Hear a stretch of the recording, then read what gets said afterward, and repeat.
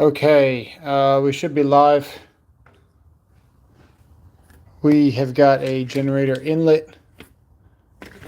We've got the cord for the generator. We got our hand tools. And we're actually going to go with some number 8 wire. So we got some number 8 Romex. Probably going to be installing a little bit of conduit coming out of the bottom of this panel.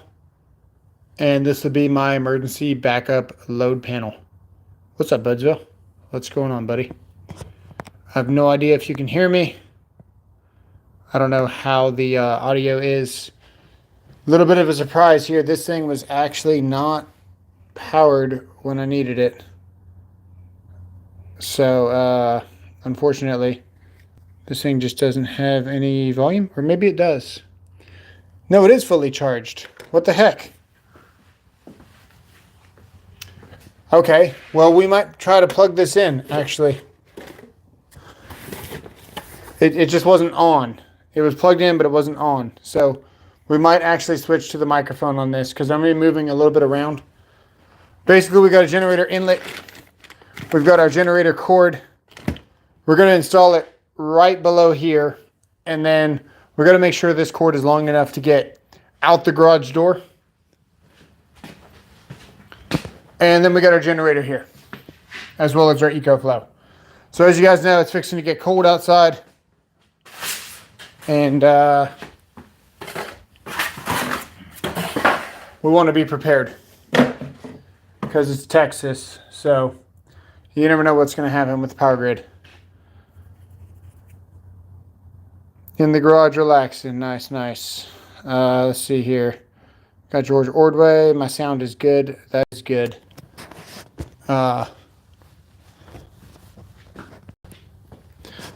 Think I might try to do one more sound test and plug this in. So we got Apache helicopter in the house. We got Sayer. We got George Ordway. We got Kansas. Learning with Juan. Man, everyone's a member here. We got So Flow Picker. What's going on? And vegan cookies, good reviews. And of course, Budsville. Okay.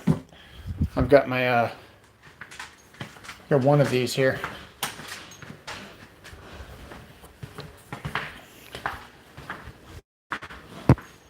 One more thing we got to get before we get started. This one. That one.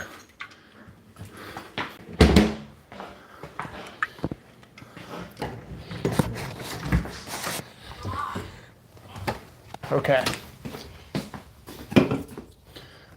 I'm going to plug this in.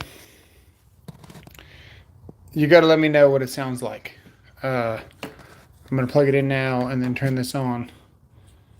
And we got to know. Of course it's not going to turn on. Does the sound work? This thing should be fully charged. Okay.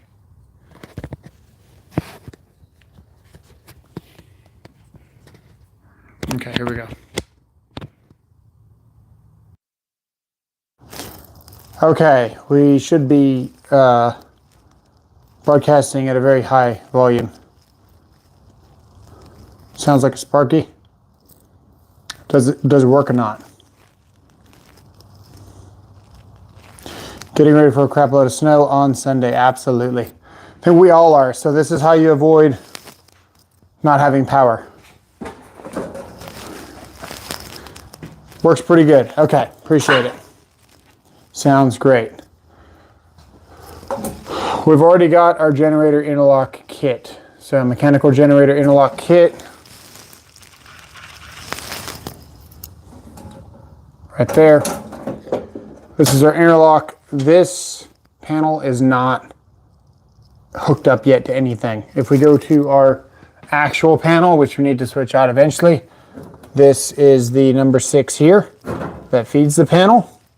That's going to go eventually on the breaker that these branch circuits will eventually attach to. So we're going to be extending circuits from here to here eventually, and these will be my backup loads. So this is the main. We're going to be protected with a 60 amp breaker. Power is not connected, as you know. We're unable to turn on the generator because the main is on, so you're going to be turning off the main, throwing this up. Now we can turn on the generator like this. That's how this has to get installed. You can't be able to turn on the generator and the main at the same time. So you have this interlock, stops us from able to turn on the main while the generator is active. We turn off the generator, this drops down, now we can turn on the main. That's how that works. Tonight we're going to be installing this generator inlet, maybe with a little bit of pipe. We're going to be using some number 8 that I've got. That'll just go up here and land on this breaker. And yeah, exactly, Sayer. First thing we need to do is make sure we got the right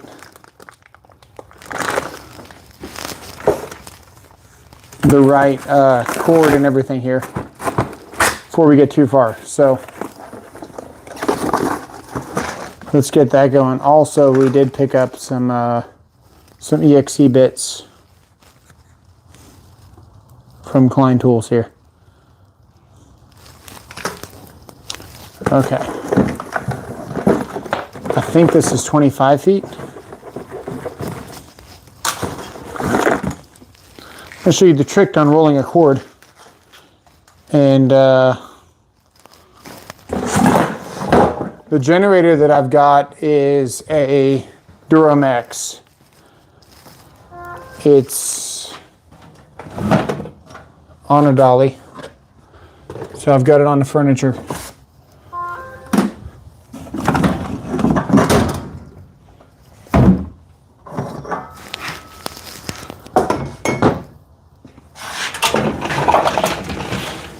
Ready to roll out of my garage at any time. It's 4,400 and it takes dual fuel, so it takes gas or propane. It's got an electric starter, but it also pulls to start, so doesn't matter if this thing's not ready. And then it takes propane too.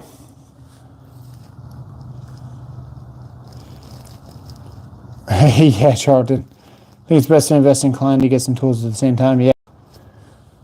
So this is what we got. We got the 30 amp cord. The first thing we want to do is make sure the cord is right. This is if anyone can read that.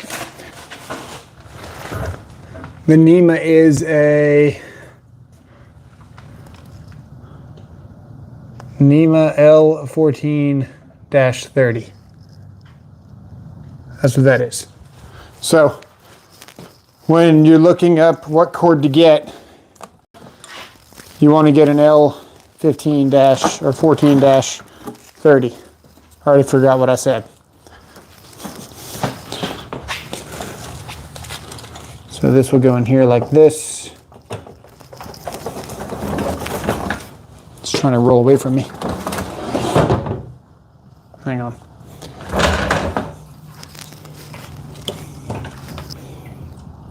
I'm gonna have to hold this some way, shape, or form. Hang on. It's trying to fight me. Yeah, and then we twist it. That looks promising. And the twist works. Next thing we gotta check is, can it fit out the door? So this is the trick to unrolling a cord. And it's going to be basically to slam it on the floor, apparently. Just unroll it like it's like natural. Don't let it kind of telephone coil out. We're actually going to start with this side.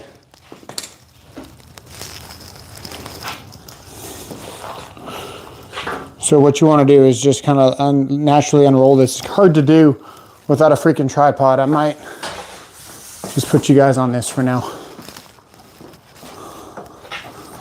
Put you on this for now.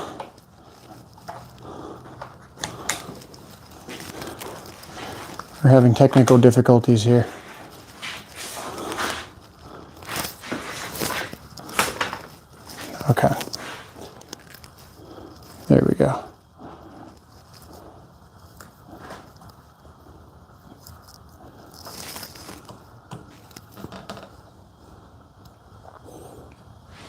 Okay, right there. Even with big wire, you know, when you're unrolling this stuff, you want to unroll it like this, nice and straight the whole time. And even if it starts to spin, you want to just keep it as straight as possible. You don't want to start pulling out like this without laying it down flat.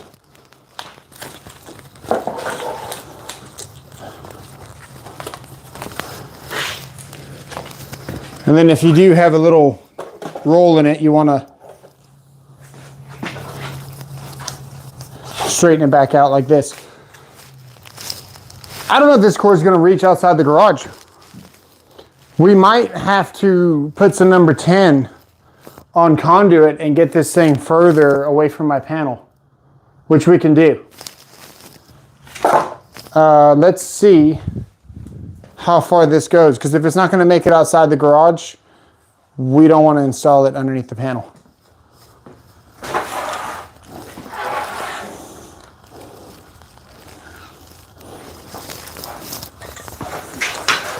So basically here,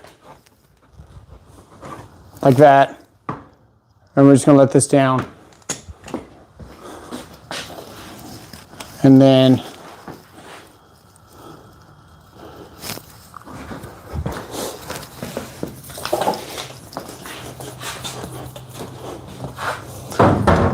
oh no, it does make it outside.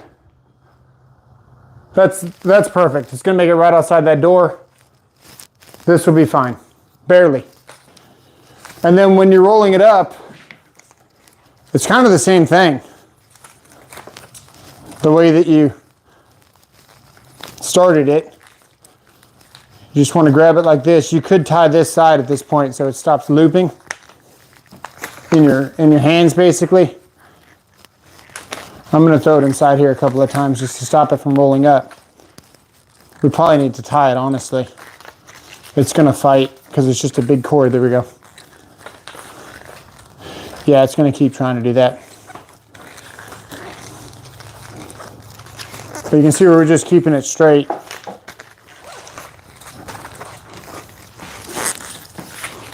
Or you can pick it up and loop it like this, where you're actually twisting it to get it back in there.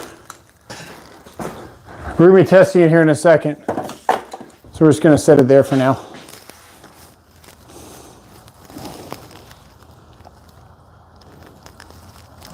This cord has gone limp. Yeah, absolutely. Hang on, let me tighten this to the tripod. That way we're not fighting it all night. There we go.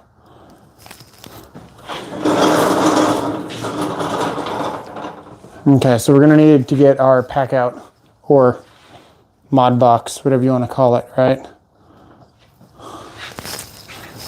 Which is right here. So, you know, sometimes I wish I had a camera guy.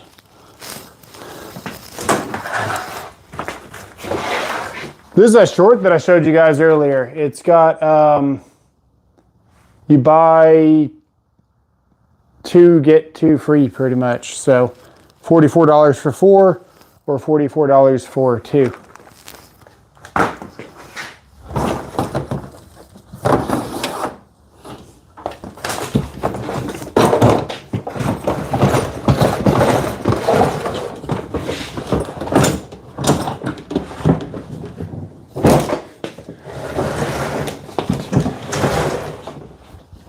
This isn't something we're going to rush on, so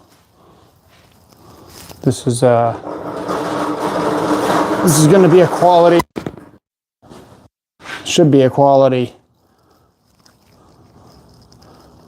show here. Man, dude, this tripod is fighting me. We might have to just go with a regular tripod instead of this fancy one on this freaking, there we go. Okay. We're gonna get this open. We're just gonna go with whatever screwdriver. Got a number 2 square here.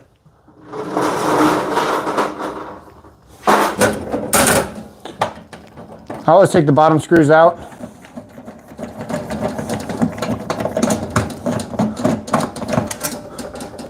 first on a panel.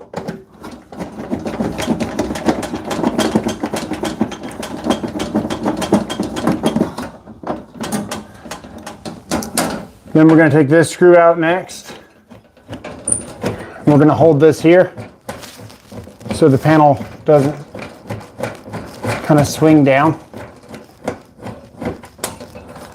Now, because I'm right-handed, I'm going to get my whole body against the cover like this and open up this screw.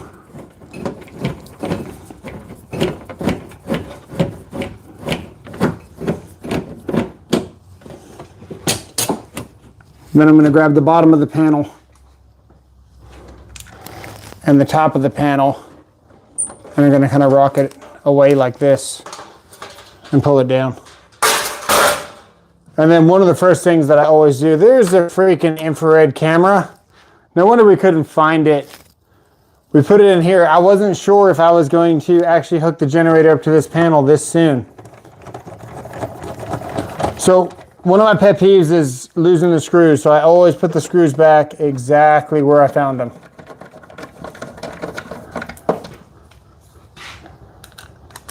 And then we're going to be hooking up the generator to this breaker here.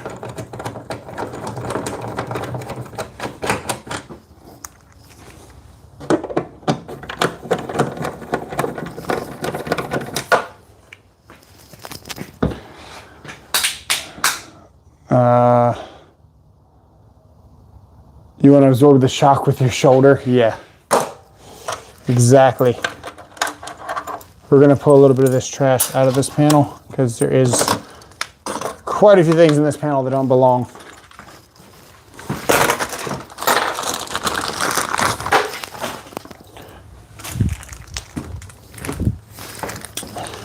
And we're going to be installing this. This is the generator inlet. And you can see where it's got the threads here. And the cord that came with this set has threads that screw on here. One of the reasons why I bought this set. Also, we have a UL listing. No, that's the ETL listing. So this is the listed generator inlet. The inside of this, let's see what it looks like.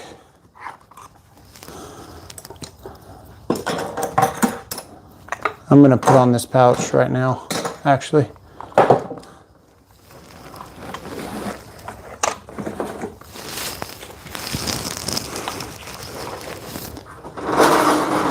As an electrical inspector, this is going to be the most work that I've done all day, actually. Some of you might think that's a joke. Okay. Let's go. Let's get two more. This is actually having to do some work here. Okay, so what do you guys think about the Tough Build pouch? I kind of want to try them both out. This pouch is like 30 bucks. The Vito is like 100. And I also want to explore how this thing does because it's got a lot of features and a lot of storage here. And I think it might fit some other tools in my setup. Especially for residential, just a little bit better. And then also, since I'm going to be using these Knipex now to try them out more for you guys, they're going to slide right in there. Got the diagonals there, Volt Claw. Haven't really decided what I'm going to do with this pouch yet. We got the Vito for now, though.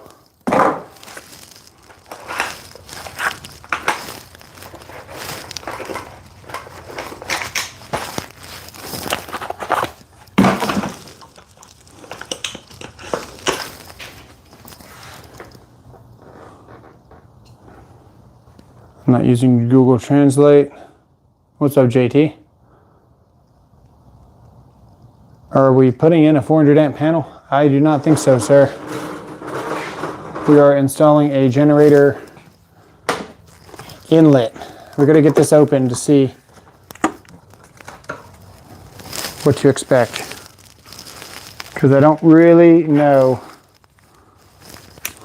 what we can and can't do with this until I open it up.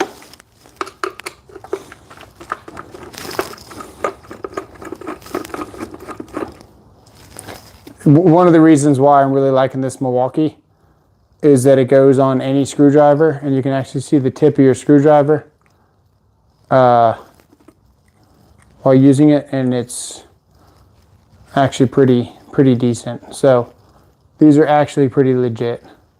Wasn't sure how legit they were until I tried it myself. It's actually pretty good stuff.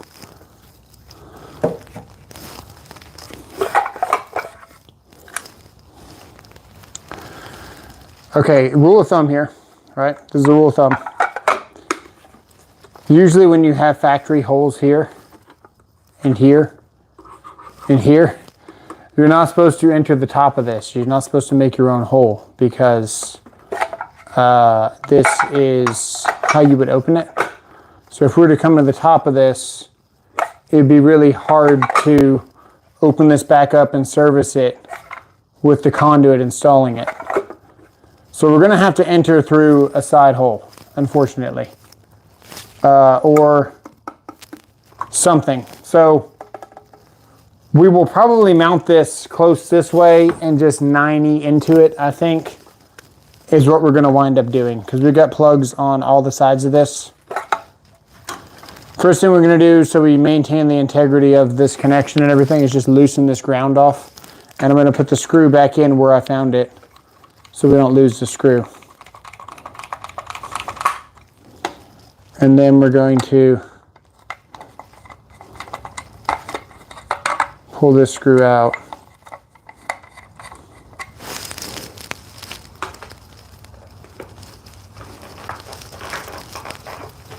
My wobble screwdriver is getting in the way. There we go. I'm going to put this over here on the table.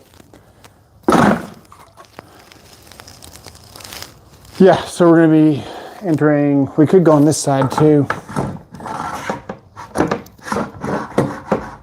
I think it'd be better right here. It would be better right here. This is where we're going to go. So we're going to pop this off. Looks like it's a 3/4 hole. We got 3/4 pipe. I do not have a 3/4 bender. So do they come with reducers? It looks like it might have a reducer. We'll have to check that out. This looks like an extra large lock ring. Let's look at this. This is interesting.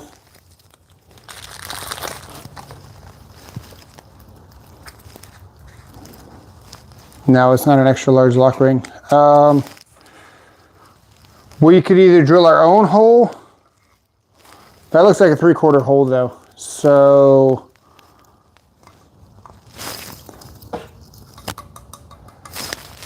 I don't know what we're gonna do about that. I've got a gasket. I might have to look around and see what I got for options on this. We could just drill our own hole. You know Kansas Tools.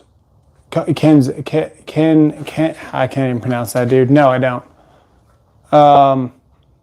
Not great, but okay. Reducing washers. I don't have any of that stuff.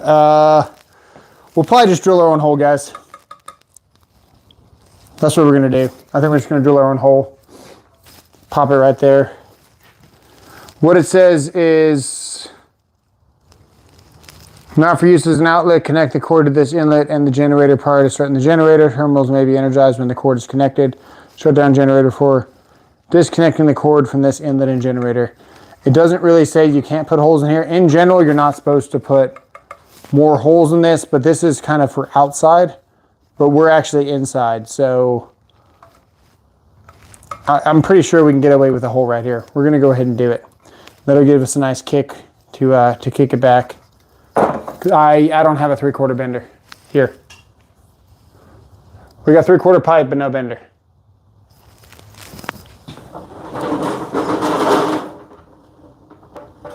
We might have, see, even that's 3/4. This is a Bridgeport ceiling gasket. And This goes from 1 inch to 1/2 inch. We could possibly use this. Let me see what connectors I got.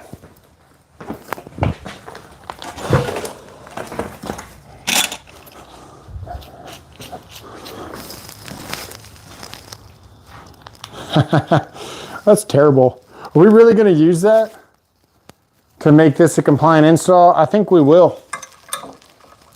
This is how these work, by the way. They seal.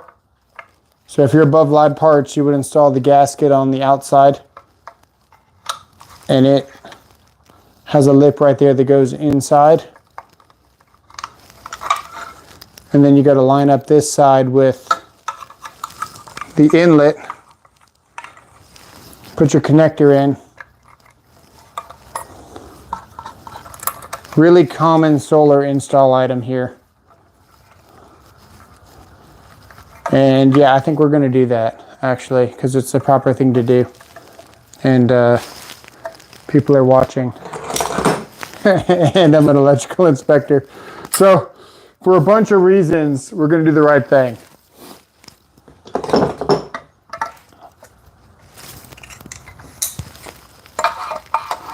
So we're just going to reach in here like it's an extension of my hand. I'm already on this lock ring with confidence here. That's how good these tools are. And we're just going to tighten this up to where it's very tight and we're not even going to slip. You can see where the Knipex are just, I mean, some of the best tools that you can get ever. And now we got it tight.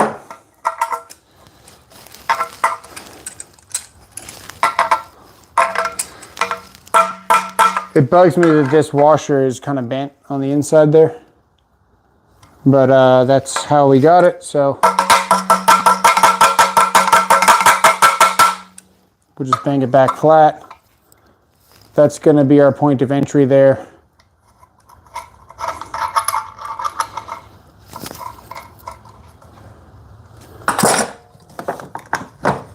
Now, because we're less than 24 inches, we're going to cram this pipe full. We're going to go for 60% fill, not 40%. I suppose we could look in the code book for fun to see if we can fit number 8 Romex in EMT. We are allowed to put Romex in EMT. And instead of using the 40 degrees C, or the 40% fill, because we're less than 24 inches, and this is considered what you call a nipple, we can actually go with a 60% fill, and that's allowed. So that's what we're doing here. Before I do it, we might check, because I do have number 10 wire, but I'd really prefer to run the number 8 for my generator.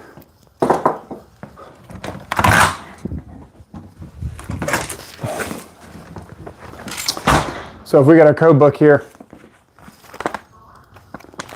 I'm going to go to the back of the book. Hang on. Let me bring you guys closer here.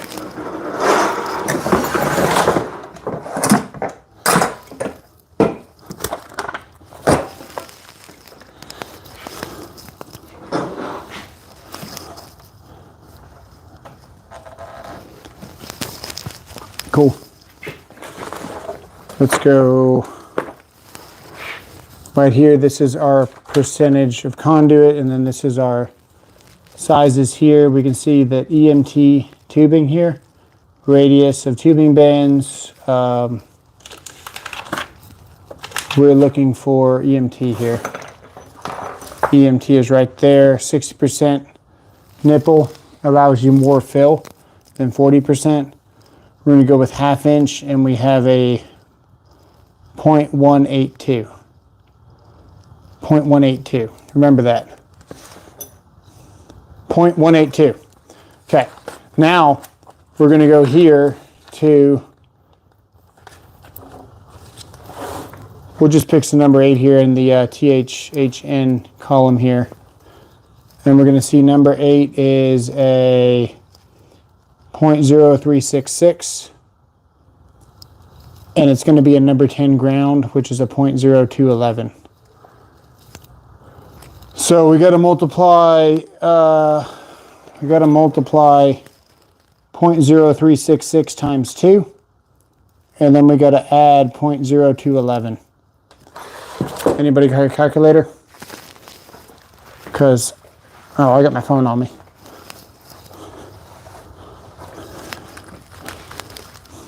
Let's do it.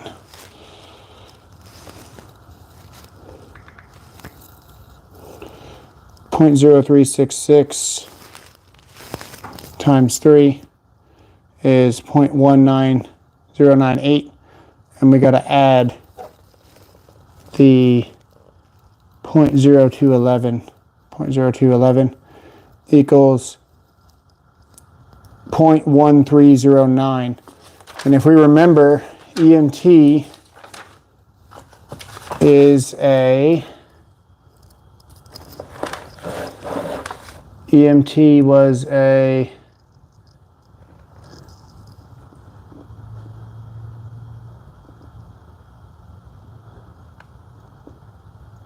.182. 0.182. Yeah, so it looks like, let's see here.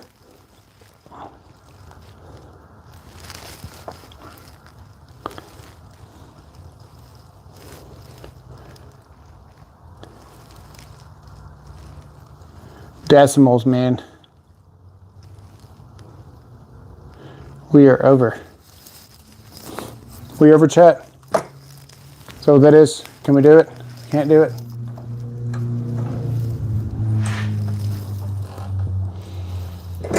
Are crossword puzzles and Sudoku in the back of the book? Yeah, of course they are.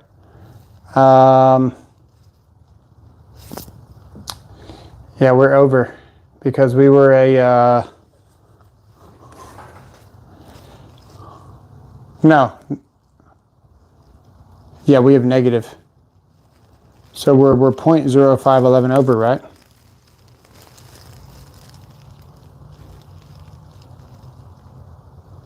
Open another beer. That's probably a good idea. Open another beer and pretend like we don't, we're not over full. Yeah, let's do it. That's what we're gonna do. Good idea.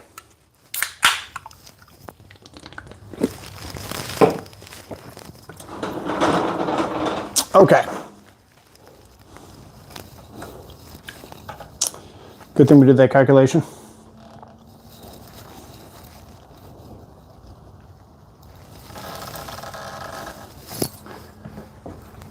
We are going to tighten up the rest of these inside of here, just so they don't move.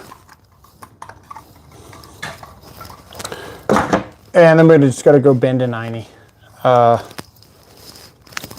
We can measure it precision, or we can just put it wherever. What do you guys want to do?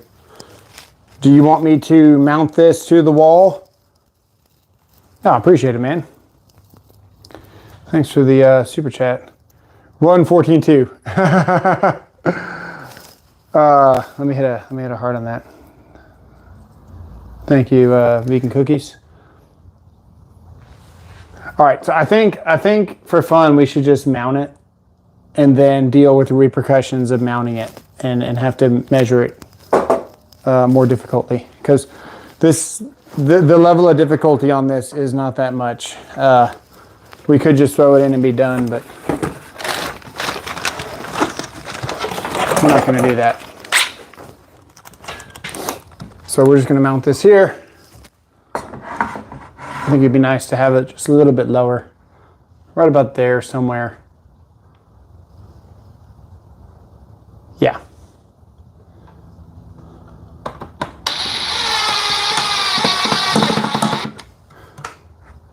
Just like that for now. We'll go ahead and slap our level on it, which is on our hip already, right here.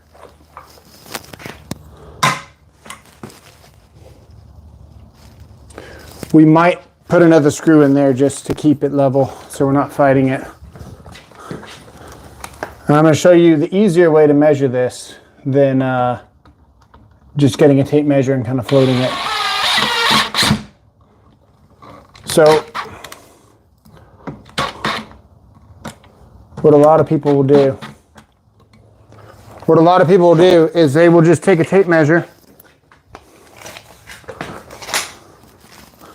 Man, this thing is fighting me tonight. I'm gonna make sure you guys get a good angle the whole time. Like we're not gonna not give you guys a good angle. So make sure we do that. Let me check the chat. You realize that 14.2 going a foot could easily handle a much larger circuit in reality, boys. Ever seen the size of why these and equipment, everything is sized for much longer runs? Yeah. Okay. This is how a professional would do it. We could just bend a 90 really quick and just kind of float it up there. I think it would be fun to knock out the hole and then just get this thing in here perfectly. So if I had to pick a tool for knocking out a hole,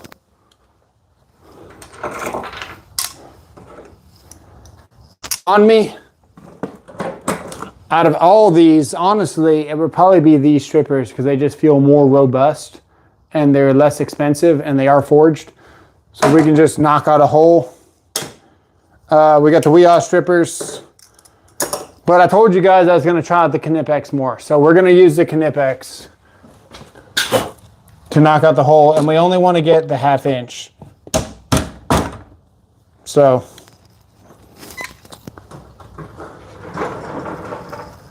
that's it there. Reach in there, grab it. How's the grip work since we modified these with the grinder? I don't know if you guys knew, but we modified these the other day. We put a slash, a groove down the middle, and then we did an X on the bottom side with a groove down the middle.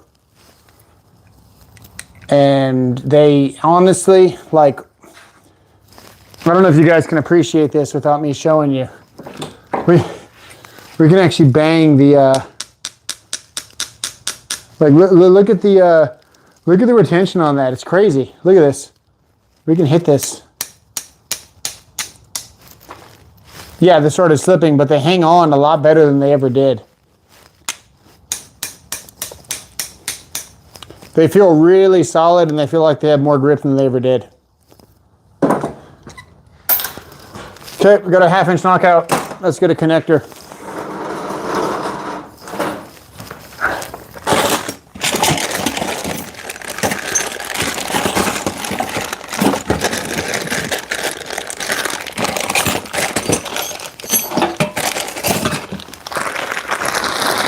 We need to find a connector.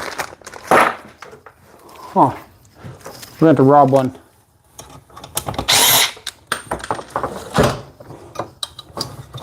We're going to have to steal one. We're stealing one. I don't want you guys to miss the stealing action going on over here. We are stealing this connector.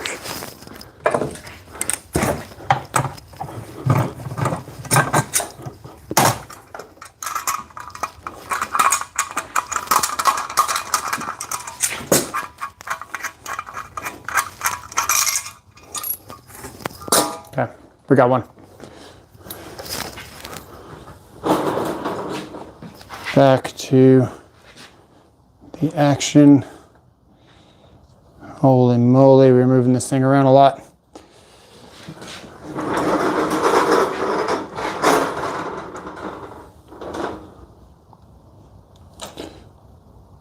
Kyle, this is just to show you something. That bench is looking nice. Yeah, it's getting there. It's getting there. I missed what Kyle said. What did Kyle say? This is just show you, is this just show you how to do the work? Yeah, exactly. Show you how to do the work. And there's just a lot of fake people on YouTube, man. You ever scroll through the lives on YouTube? It's like a train wreck. Some stuff's honestly hard to look away from. It's like, what the? Dude's just saying the same thing 100 times to get likes. It's like nobody's real. Some of the lives now are pre-recorded, and you're watching a damn recording. Pretty crazy. We just tightened the crap out of that. This is how we're going to get this measurement. We can do it a couple of ways. I'm going to show you the easier way how to do it.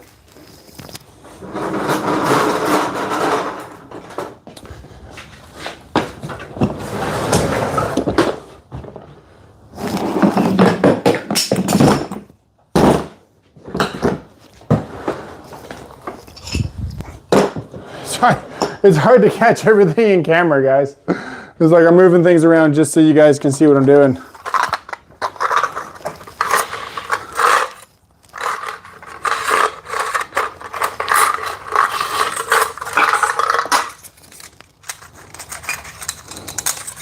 Yeah, this is the one we want here.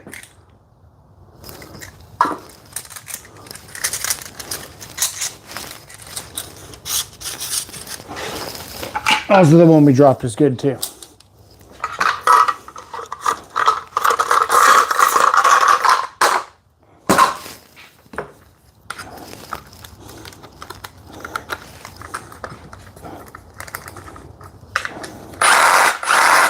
Cool. We gotta grab a piece of EMT.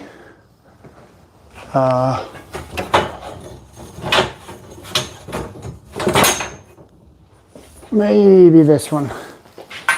We're just gonna cut it real quick, that way we can see everything in frame.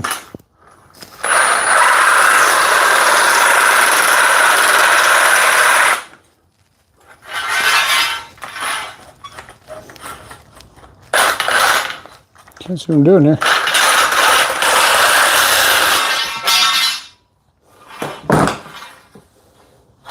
Caught the other part with my foot.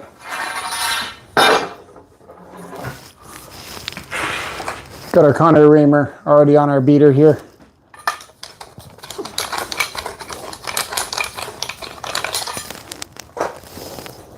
That's what it looks like once it's reamed. Okay, what we're gonna do,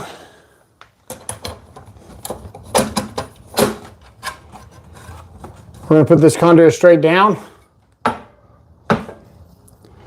right here.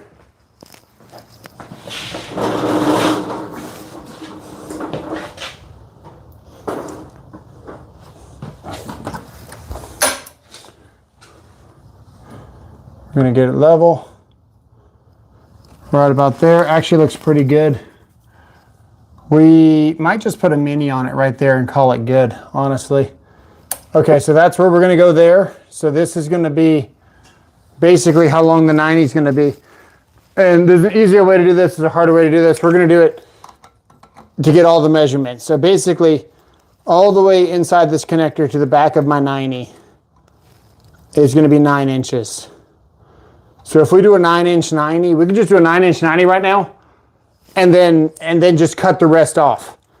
But we're gonna go one step above. We're gonna do the perfect bend and then fit it in here like a glove. So we're gonna go down to the bottom of the connector, and we got 15 and a half. 15 and a half by, let's do 8 3/4, because we're gonna be not all the way inside the connector. It's gonna be seated just kind of in the middle there. So we're gonna do 8 and a half, 8 3/4, sorry, by 15 1/4. That's what we said. 8 3/4 by 15 1/4.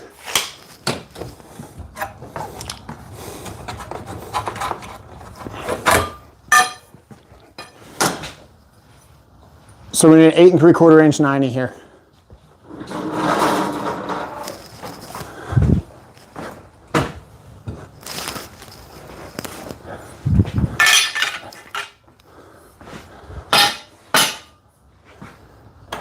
We have a pencil here. At least we should have a pencil. Yeah, we got a pencil here. We're gonna measure, for the sake of teaching, we're gonna measure 8 3/4 first, which is right here.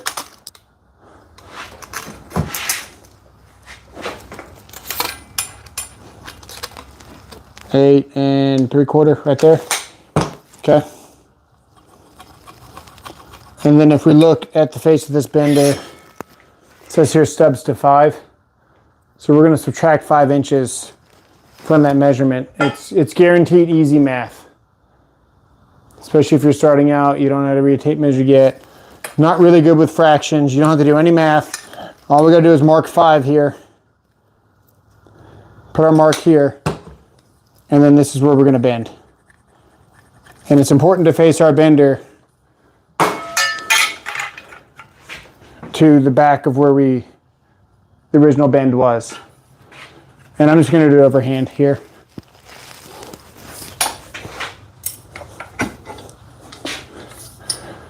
And then what we can do, here's the trick here. So what we can do is if you're on a scissor lift and your scissor lift is not level, for example, this table,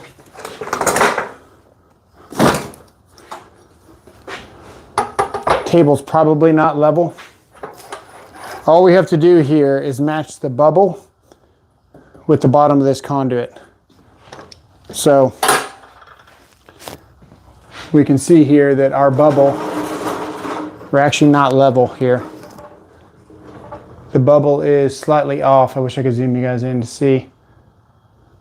Holy moly. Oh, I regret doing that. That's not good, guys. Let me see if I can. Yeah, there we go. Look at that. Perfect. Okay. Bubble is on this line here. Okay. So what we're going to do, we actually want to be unlevel when it comes to the other end of our bend. So what we want is the same mark on this side to be touching this line to match it with the floor. And you can do this on a scissor lift. You can do it on a boom lift. We're just going to bend it a little bit more, like that, a little bit more, to where we're just on inside that line on purpose.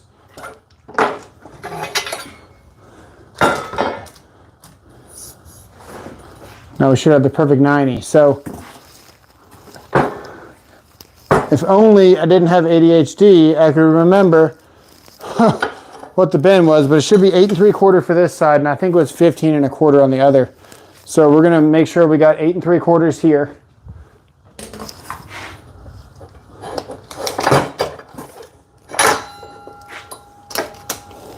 And we got it to the T right there. There's the 3/4 mark right there. So that's gonna work. And we're gonna go back and make sure that we're gonna cut this in the right spot, because we're not gonna cut this to fit. We're gonna cut it and then fit it, and it's gonna fit like a glove. Hopefully, because we're live. So what we're gonna do is we're actually gonna put the conduit in here. This is another way that you can measure. Put the conduit here.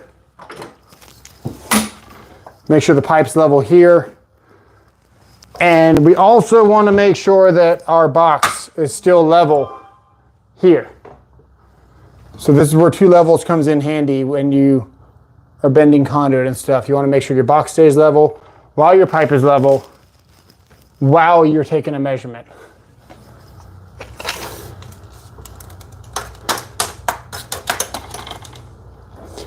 And we said 15 1/4. And we're going to stand by that. We're still going to cut it at 15 1/4. So that's cool. We didn't forget what the measurement was.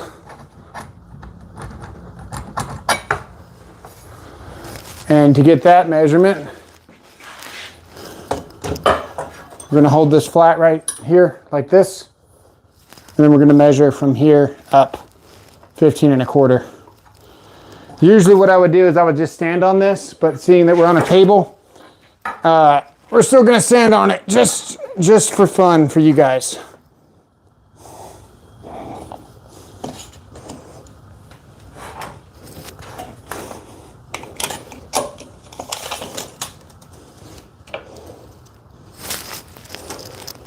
$15 1/4.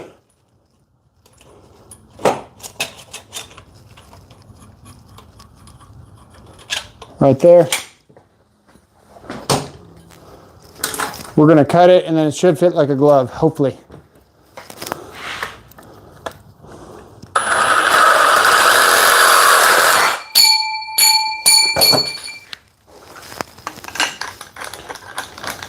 My tolerance is about 1/8, so we can always cut about 1/8 less to make sure we're not fighting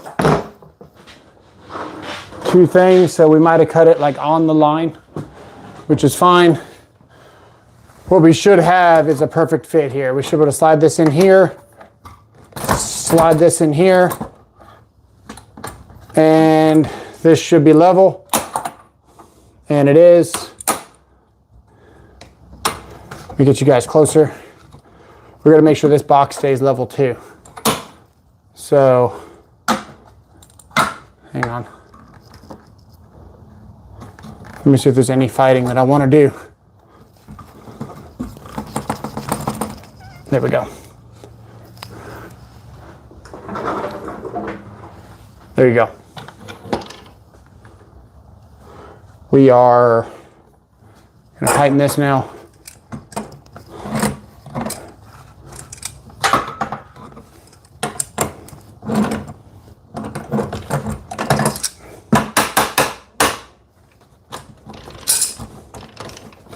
Hang on. Should put 3 screws in this box.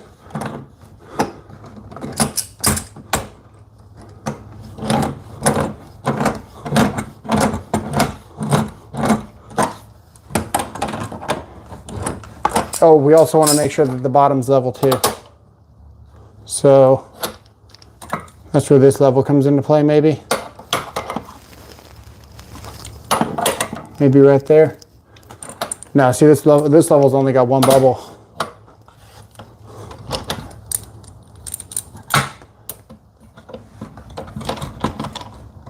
We're gonna put a 3rd screw in this box so it stops moving around.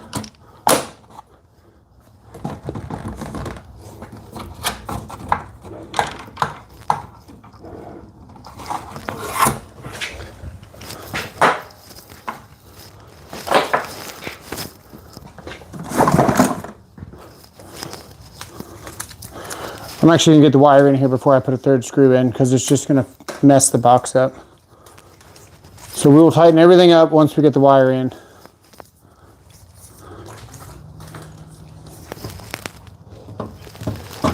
Now I just realized something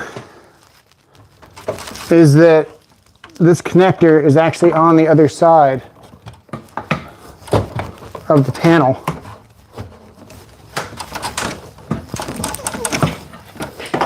I don't know how much wire I have because we're going to reach this generator. We should have enough.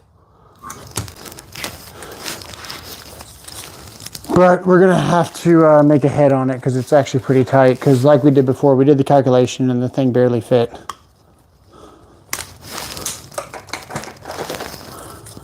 We need some tape. And we'll get it all tight and then we'll show you whether it's still level or not.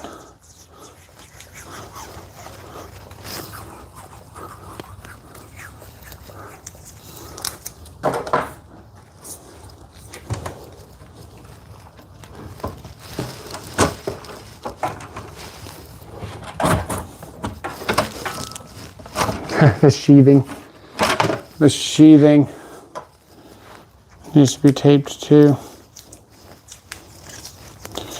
Man, I wish I had extra wire because we could make a head on this and cut a couple of strands down and taper it and be a lot easier.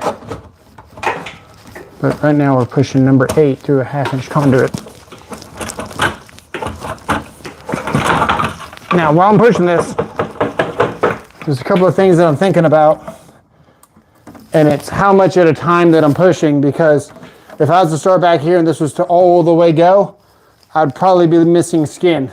So we're just kind of pushing just enough to where we're not over delivering on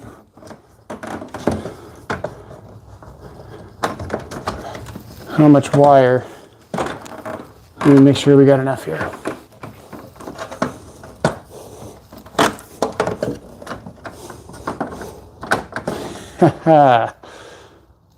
Okay, that should work here.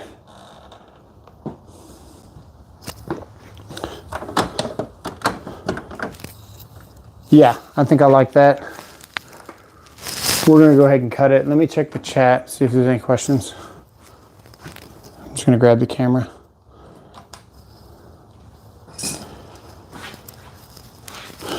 What he's really doing is installing the receptacle for his new Cybertruck. That's terrific. Maybe. Maybe. We gotta cut the, you can put Romex in a pipe.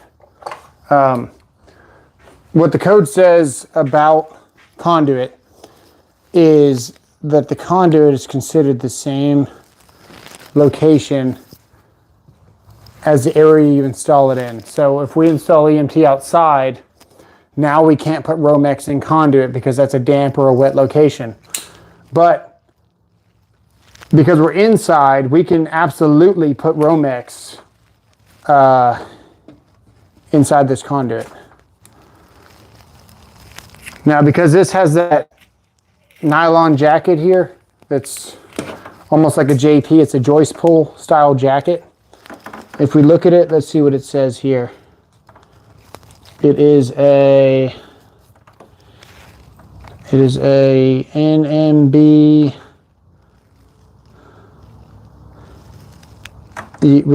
I can see it here, but it faded away. It says P1JL6. And usually what the J means is for joist pull. So this is designed for in an attic or something. And the joist pull sheathing is not weak. So instead of just cutting it here and cutting it here and ripping it off, we're going to do it like I just did it.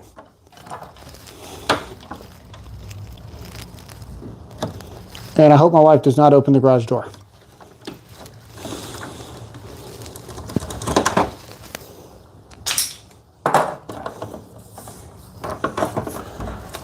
Then we're going to take our volt claw.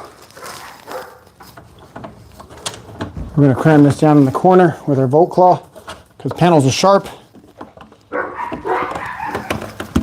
Like that. And then we're going to bend that in the corner down there like that. And then we've got enough to do our proper makeup so it looks nice and clean. So we're going to get our paper off of our ground here, like that. Now, what I've done in this sub panel is that our grounds are on the side here because it's a sub panel. So we will be taking this ground into this corner pretty aggressively down. Like that. Keeping it straight like this.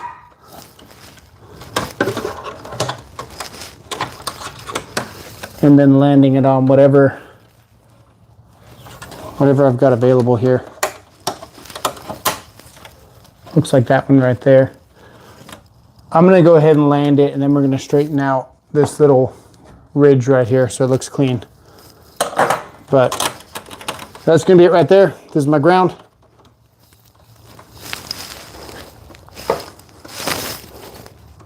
Give it a cut, no turning back.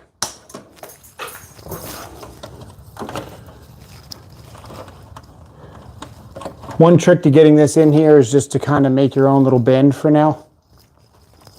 So we're going to grab our Knipex here. Just do a little bend like that. That way we can start the wire. Wish I could zoom in a little bit more. Whoa. Whoa. Yeah, that's not bad. So we got a little bend like that. That way we can just kind of sneak it in there. Like that. You can see where it wants to stay. And then we'll grab the back side of the ground. Pull it straight through. And then you couldn't see what I was doing. We're going to pull it out and then we're going to cram it back flat. So we're going to switch to our square number 2 here on our Klein. Back this out.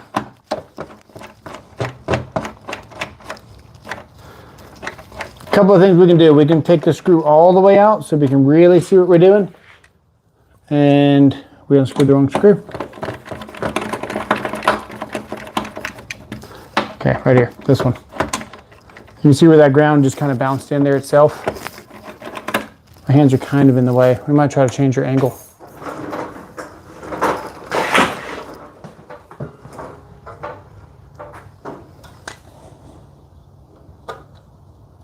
All right, there. That looks pretty good. So the ground's there. We're gonna bend just a little bit more, that way we can grab it on the other side, just like we did before. So we're gonna bend it like here, that much. That way we can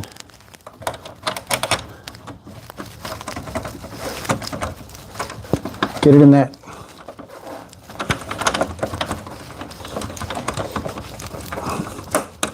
There we go. Now we can grab it like that much more. We're gonna go ahead and tighten this screw.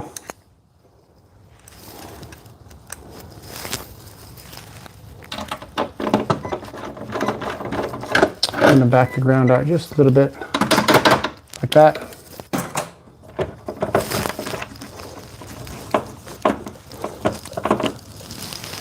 Tighten it. Let me grab this, let me grab it.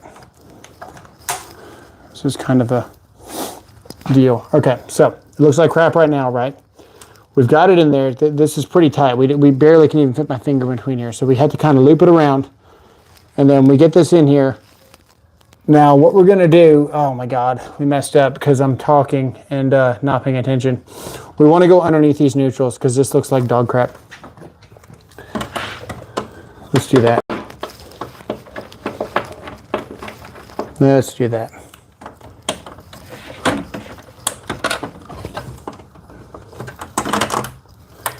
So we're just gonna pull these neutrals out of the way. There we go. Now we can go. But I meant to put you guys back in the tripod because if not, I will never get this. And I'll check the chat here in a second. I was gonna look at the chat, but then I saw what I had done.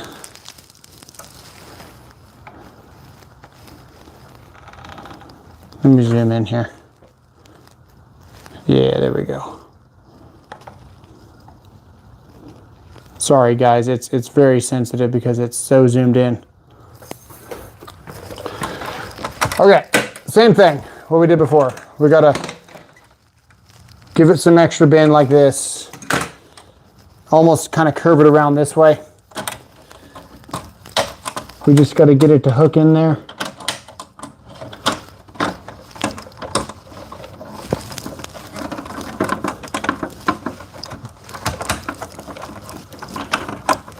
Like that. Now that it's in there, maybe I can grab the camera.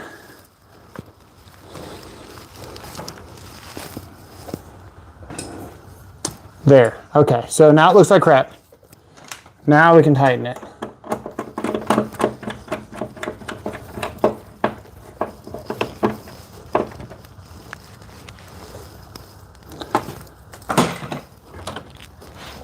Now we can train it. So we want to pull this straight down because we've got some extra room to pull this straight down. So all of this curve here should go straight down. And we're gonna use our volt claw to do it.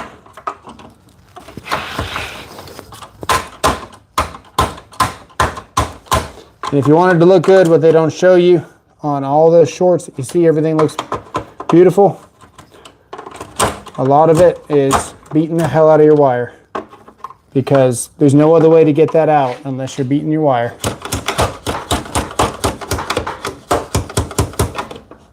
See?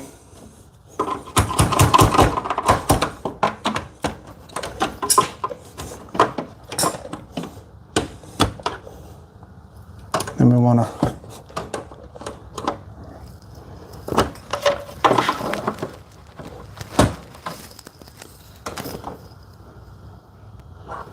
not quite straight. Might need the flat head on it.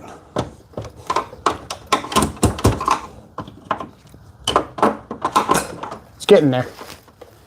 It's getting there. We're gonna pull it back towards the wall there a little bit with the flathead, with the beater, just a little bit. Freezes in Texas when it's below 80, it's true.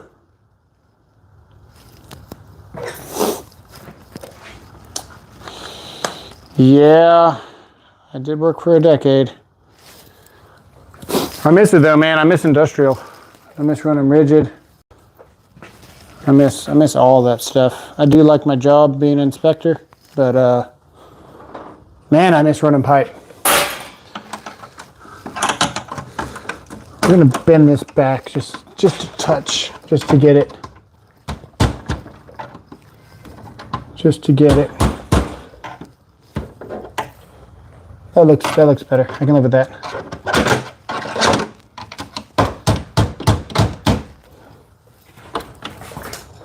I can almost live with that. Cool. That's good enough. Doesn't have to win a contest. It just needs to make it so I can sleep at night, man. So there you go. It's in there. It's level enough for me. This one kind of got bent in the process. Holy moly. It's hard to do this one-handed, man. Hold on, this damn camera. There. Okay, we're gonna land the neutrals. I'm just gonna land that neutral right here on the very bottom one. And then we'll land our hot conductors on this breaker. Then we'll make up the receptacle.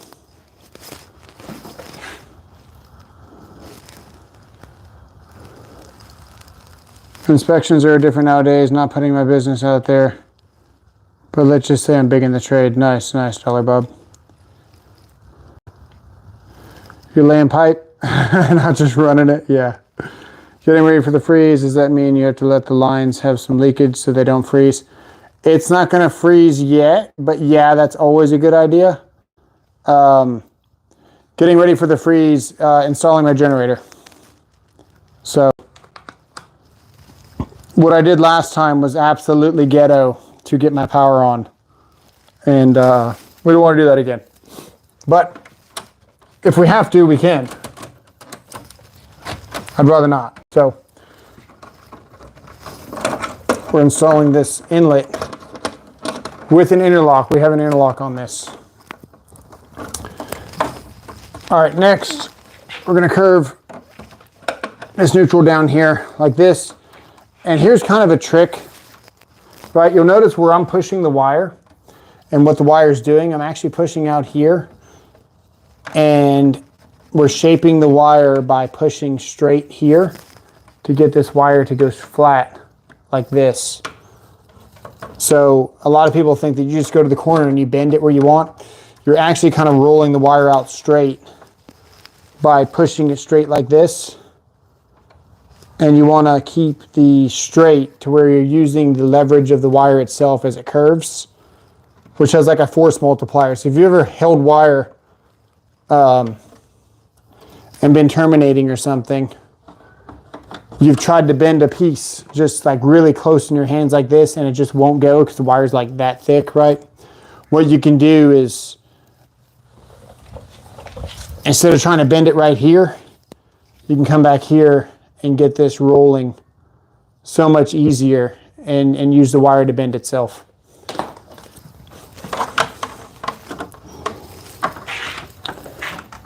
I thought I was going to go down there, but I kind of like the look of that. We're just going to do that. That looks nice. That's what we're going to do. We're doing it. Right there.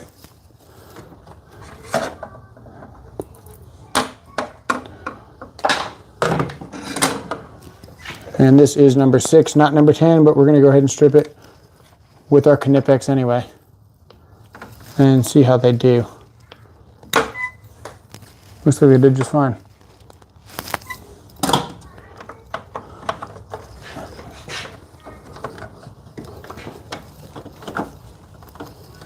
I need to get my head in there, sorry.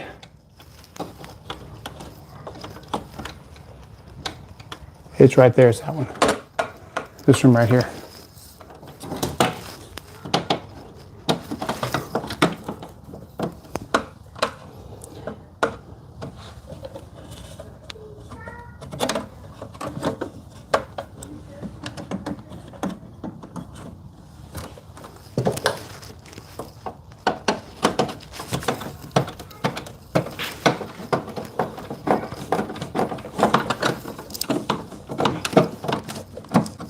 You can see where the number 2 is kind of slipping, right? It's a GE panel, so not the best. Not really the right screwdriver for this, but you're gonna see where the screwdriver is definitely slipping here. We picked up some bits. Hey, baby.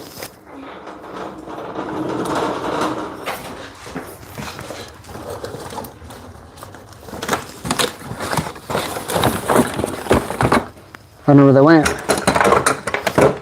Oh, nice, baby. I like those. We picked up some EXC bits here. Looks like we got a number 1. These are from Klein. They call them the multi-bit screwdriver replacements. So we've got a number 2 and a number 1 on the same bit there. And I guess we'll be using a 10-in-1, which I'm not a huge fan of lately, but whatever. Pop this out, put that in, and we should be back in business for tightening on these terminals without stripping anything out. I say that. Let's try this size. There we go. Yeah, we got that much more leverage on it.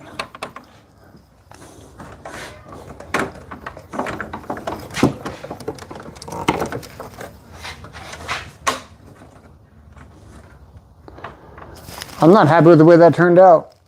It's kind of floating. We're gonna go on the bottom one. I think we put in the wrong one from what I measured for.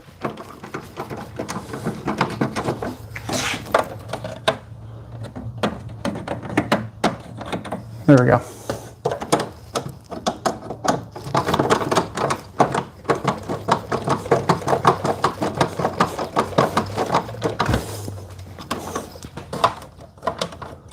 Okay, run the hot.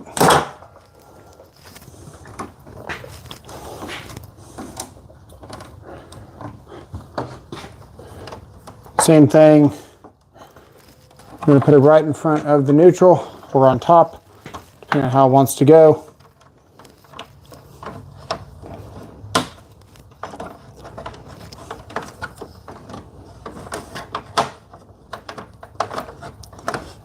Looks like it wants to go behind it. Sometimes the neutral is not always first. In this case, the neutral could have been last. It's just going to get in our way.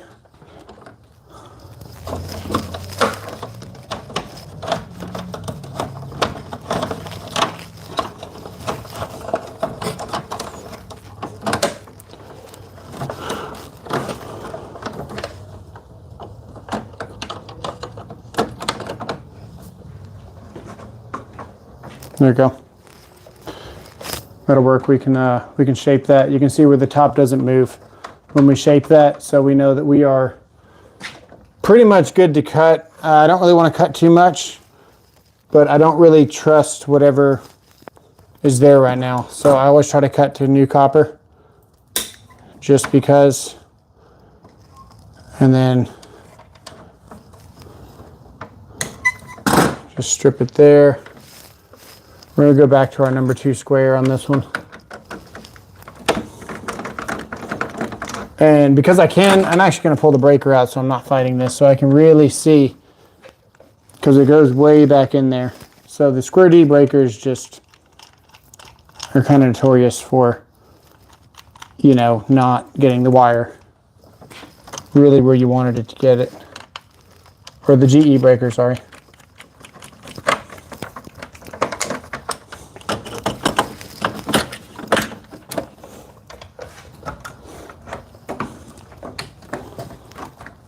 tighten it all up, and we will get it all exactly where I want it once we are completely done. But the biggest thing in here is not to spend too much time trying to shape these wires, and really just get them pretty darn close to where you can start cutting and shaping as you go. If not, you're just going to spend too much time trying to perfect it.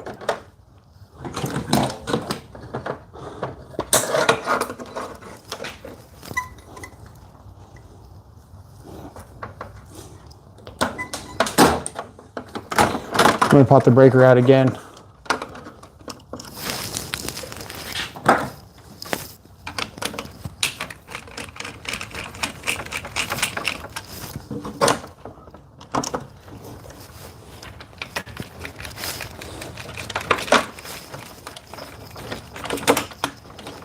I'm going to tighten this black one up just a little bit more.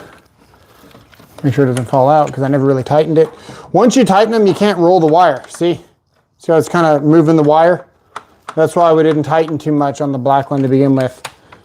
You want to leave them a little bit loose to where when the wire still is able to spin inside the breaker, but it's like, you know, set and everything's going to stay happy. You can see where it's already trying to flex out of the panel.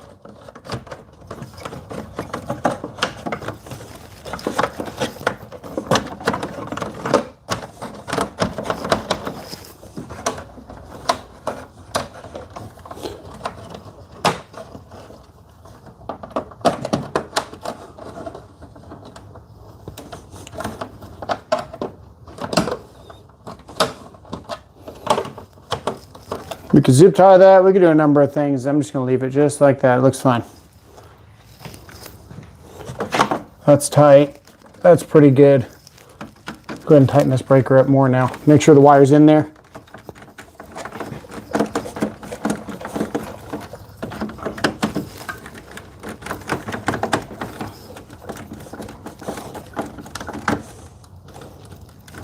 Okay.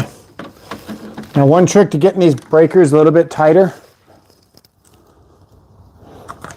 this applies just about on any electrical connection here, is to wiggle the wire here and wiggle this wire. You can almost certainly get this just a little bit tighter. See if we can get you guys to see it in there. Trying to get a reflection going. Yeah, there we go, right there. See if we can get another turn on it. Yeah. And let's see if this bottom one. So you can see where the slot is. Like that. We're going to tighten it. See if we can get it some little bit more movement on the wall. And now you can see that it's up and down. So even if it's tight now, but I can wiggle this wire still. Right? And instead of that breaker being up and down, it's going to be more to the right now. See, it's no longer up and down, this one. So you can always wiggle this wire just a little bit more to get these breakers that much tighter. I'm going to wiggle the black for you guys, like this. And instead of this screw here, angled like this, we're going to make it up and down, or at least we're going to try. Now the screw is up and down.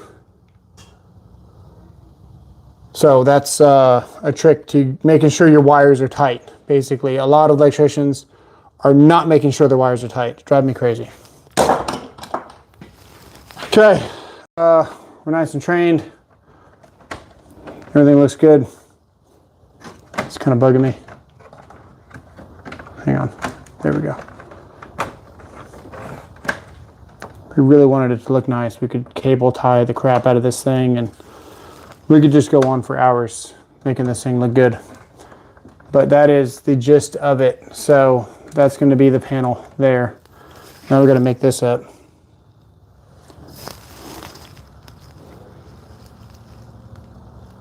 Make sure to torque your lugs to code. Damn, he got me. Okay, hang on. Hang on, I got to step over this wire.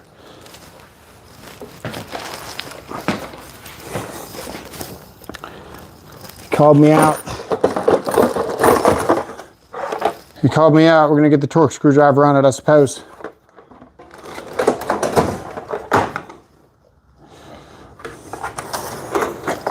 All right, we'll torque them. Let's see if we can get the bits here. I'll torque them here in a minute.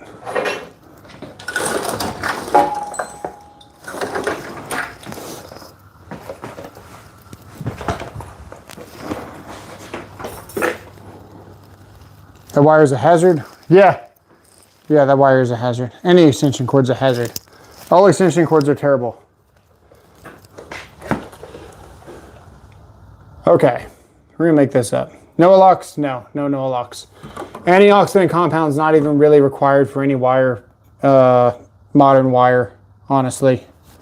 Something they used to do on aluminum. I still do it myself, but there's a classification on the aluminum nowadays. You don't even need it.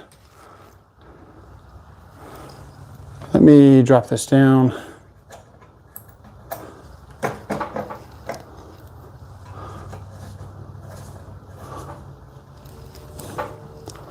And maybe we can turn this upside down like that. Oh, hang on. This thing's always fighting me, dude. Oh, I'm tightening it, that's why. Okay, we need that to roll down. That goes like that. Okay.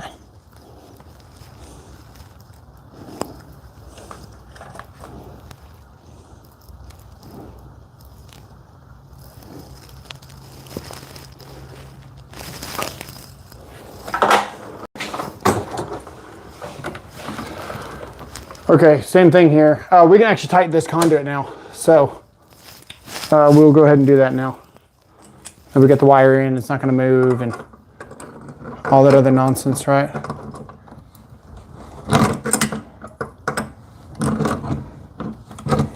That's not in enough. There we go. I was gonna say. Level, nice. Looks right with the line.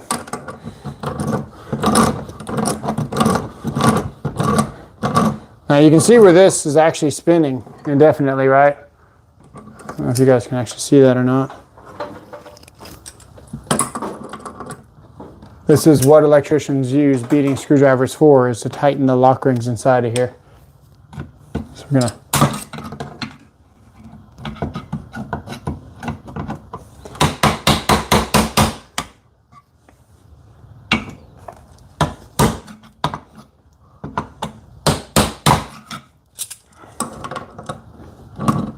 it's just going to spin a little bit because it's the type of bushing it is.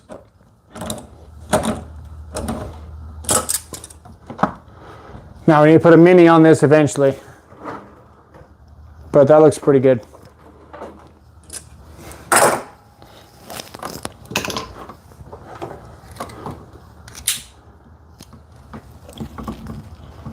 I gotta check the chat. See what the chat says. Let's see how good the Knipex can cut all this together. This is number 6.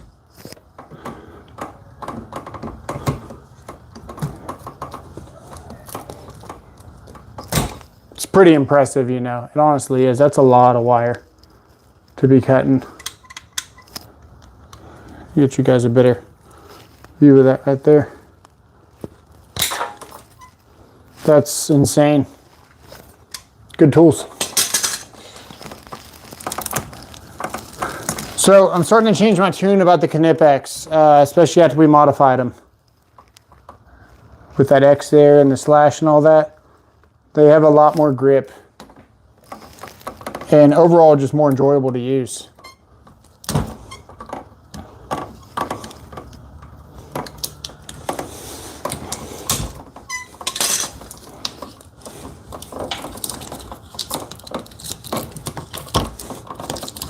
It's like a clear plastic tape inside here. It's weird.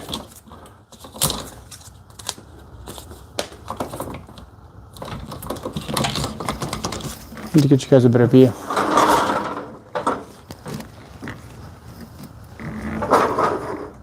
What's up, Joe? Appreciate the super chat there, buddy. Thank you.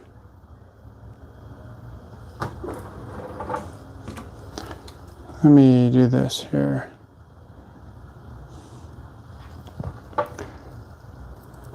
Crazy angle on those, Owen. Let's see what Owen said.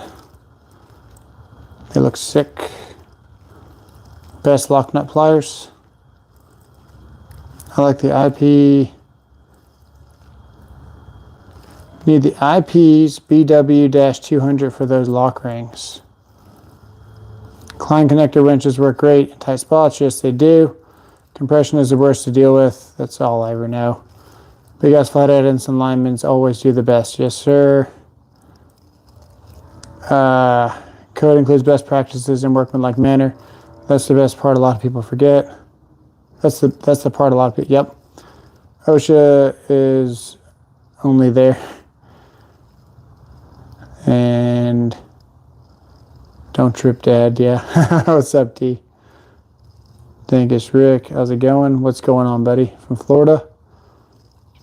I do industrial maintenance. I've never seen any electricians use one, but I can see the niceness. Got you. Thanks.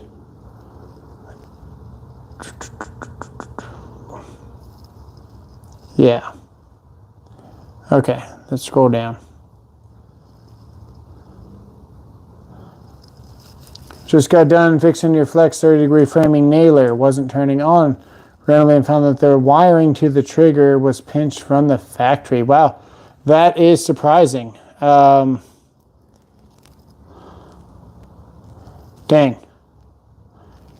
Your channel is thoughts.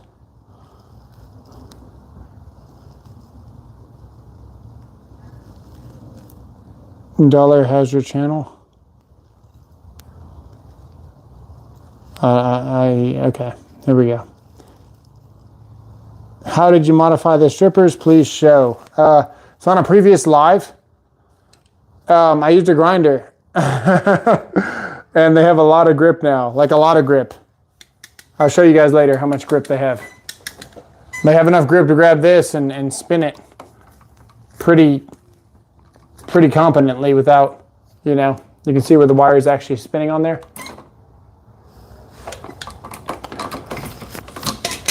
We're gonna grab something.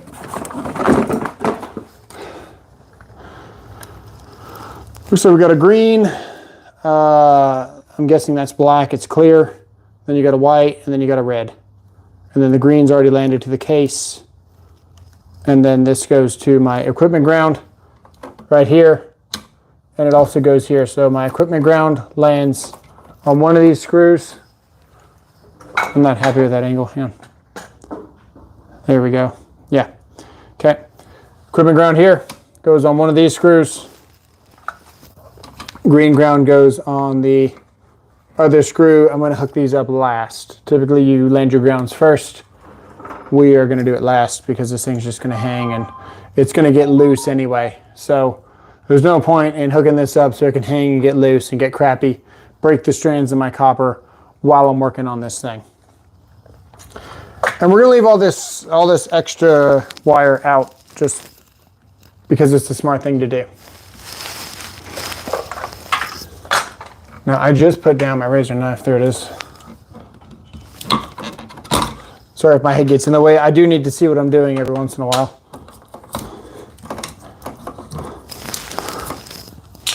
Just like I always do, I'm going to cut to get to new copper.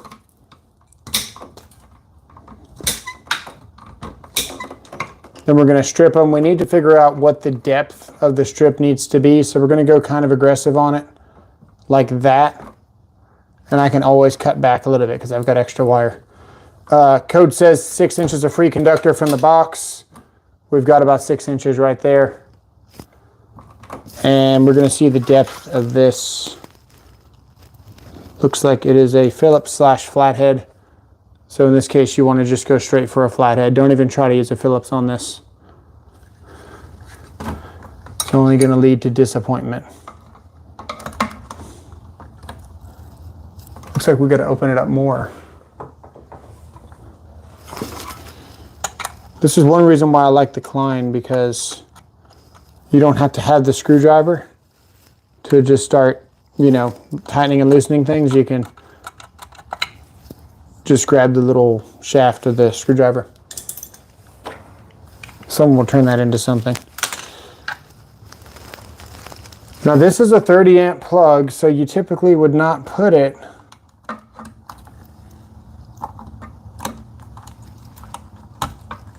on number 8. So I wonder if we can get number 8 on this thing. That's not looking promising. I hope we didn't make the fatal error in running number 8 to something that's only going to take number 10. No, it opens up more. It's just really stiff. It was just stiff. It made me nervous, but it's opening up more. That could have been bad. Let's see if it'll go. Because for voltage drop and stuff, you know, you would think that they would have... Oh yeah, dude, it fits like a glove too. Look at that. That's nice that it hangs like that. That's a good sign that it's really in there.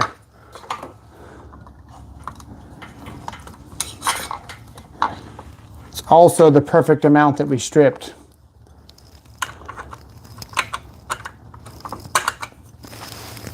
So we are going to tighten this up now. One of the reasons why I love this screwdriver is that it's not hard to switch out the tips, like at all, while you're working on something.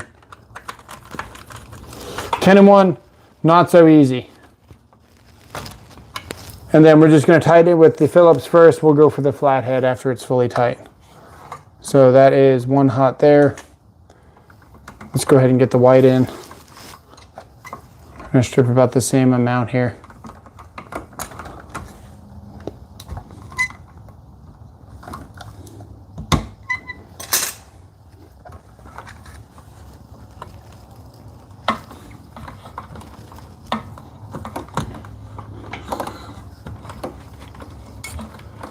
We're going to have to loosen the lug again all the way. One thing we do want to start doing is making like a, almost like an accordion with the wire before. That way everything, I'll show you on the camera what it looks like, but you can see we're just kind of accordions in there. And then that way you're not fighting the other wires, because this wire is going to go in straight. And now, instead of being pushed straight out and this wire not wanting to slide right in, because this wire is no longer pushing, this wire just drops right in and you can get that much better of a connection on it. We're going to make sure we get all the strands in there. There we go.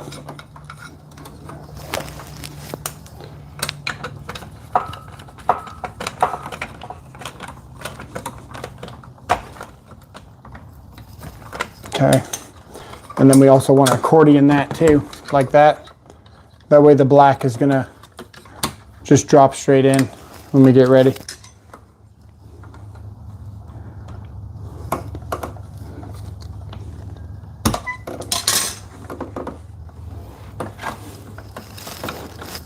Got to loosen the black there.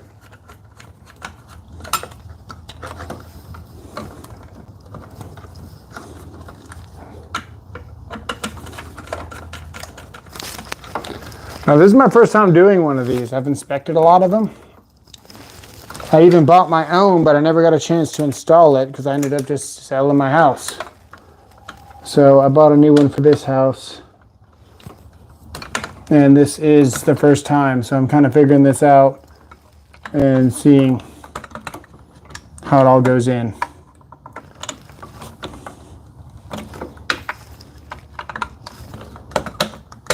Okay. We got everything tight there. We're gonna land the ground now. So this is the accordion that I was telling you guys about.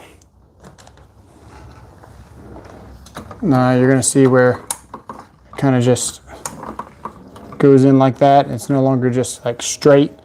So we can just drop this on here and then have a good time. Do you want to spend time figuring that out, or just do it? No locks requirements 110.3b.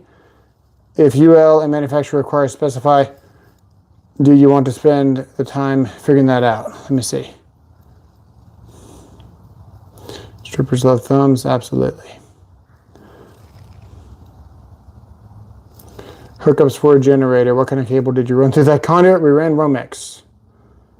We ran Romex through the conduit, but that's okay. We can do that. How long does that run? Less than, we had 15 inches here and we had 8 here. So, now we need to land these wires here.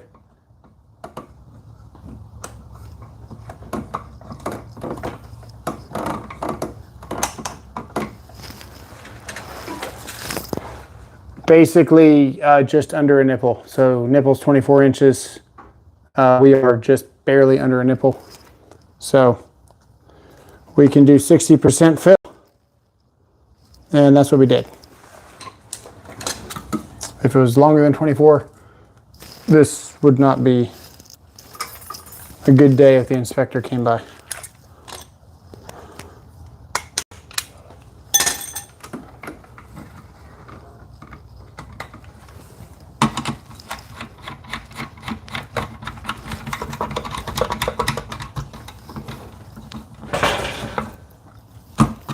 Okay.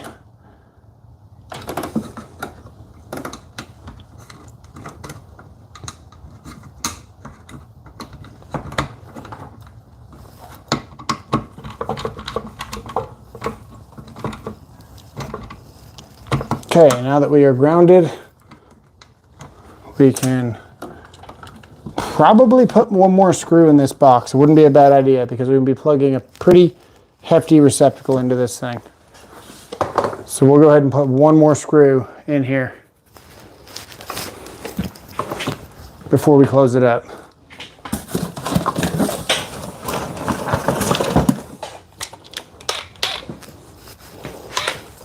And I think we're just going to steal one out of this this rig here.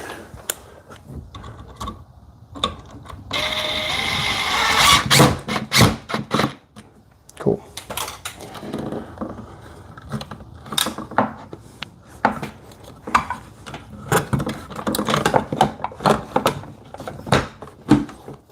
Okay, now that we know that it fits, we're going to pop it back off, take the screw off down here, and tighten it all up.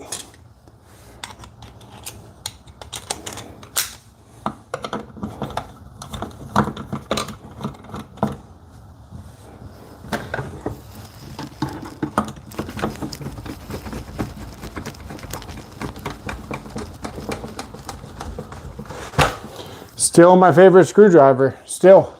I just can't stop using it. It's too handy.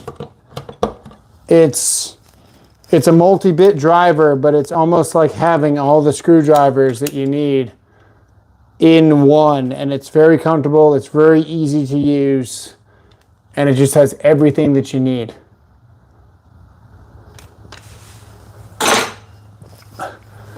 There's one thing that we're gonna do here. I'm gonna get a mini for a strap here because it's bugging me without a strap. Oops. There we go. So we're gonna put a mini on this. Should have one in this drawer. My journeyman would chew my ass for not putting bare copper back.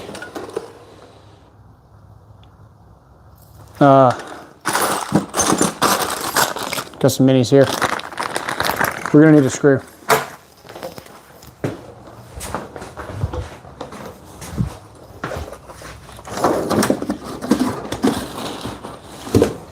Got some screws.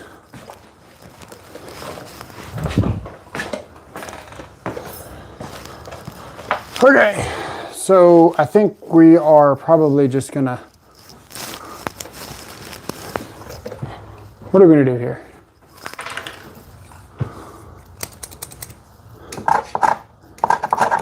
Mark it like that and pull this out, loosen this, That's not.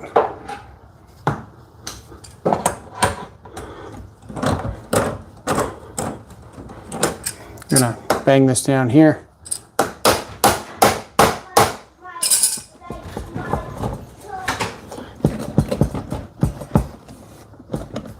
See if we can get some slack here. I know we have slack.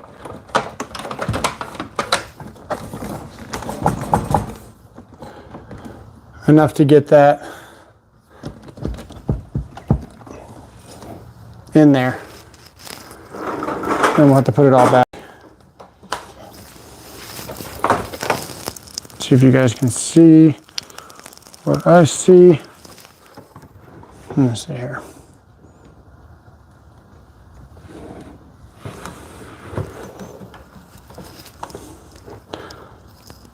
Sometimes, man, this camera just fights me, and everything just fights.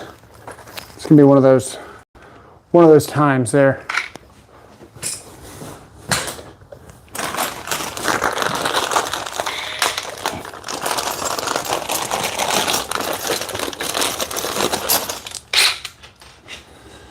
We could just not even tighten this at all. Just leave it floating.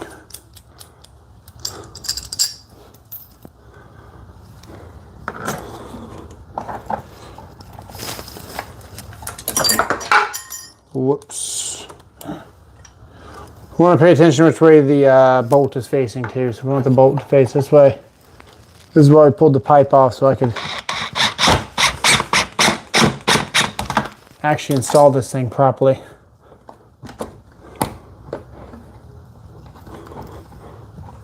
Like that.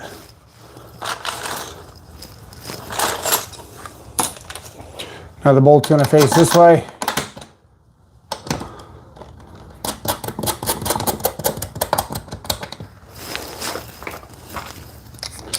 Get our 7/16 here. That looks like 9/16. We need our 7/16. Should be this black one here. Where'd this? Oh, there it is.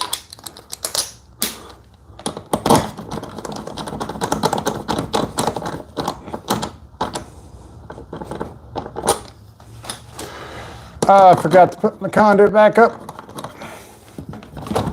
There we go.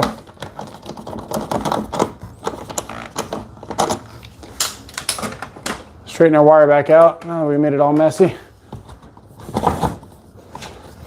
Sometimes that's just the way it goes. Got to uninstall to reinstall. Especially when you're live and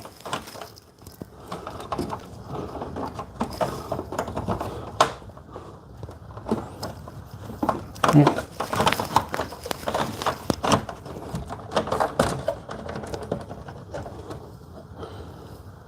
Okay. Funny, it's labeled one-hole strap. Is it called one-hole straps? Conduit hanger. Tighten your conduits. Thank you, sir.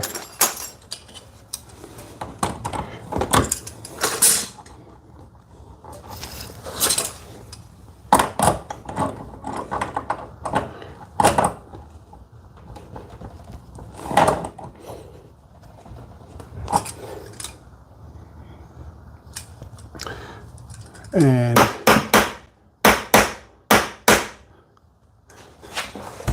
get it back straight. There we go, right there.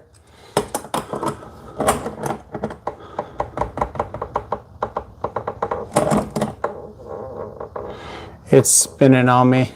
We're gonna have to get 2 channel locks and put the camera back down for a change. Yay.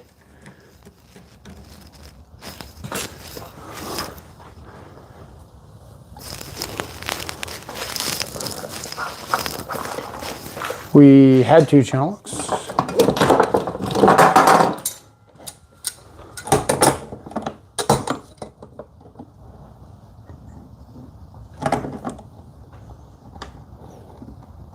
Okay.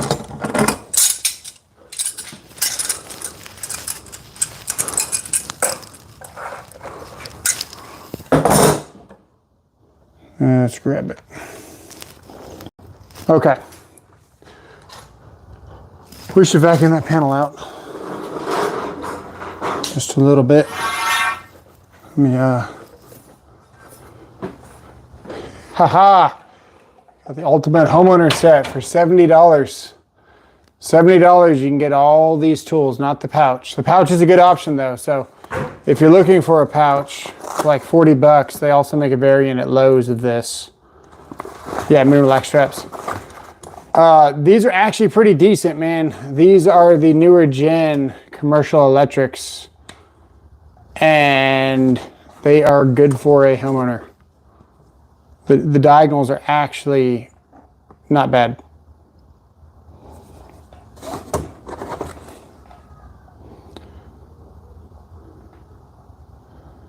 It's the same thing, yeah, probably. Okay, we were gonna grab a vacuum. Got the flex here. And we gotta get a battery.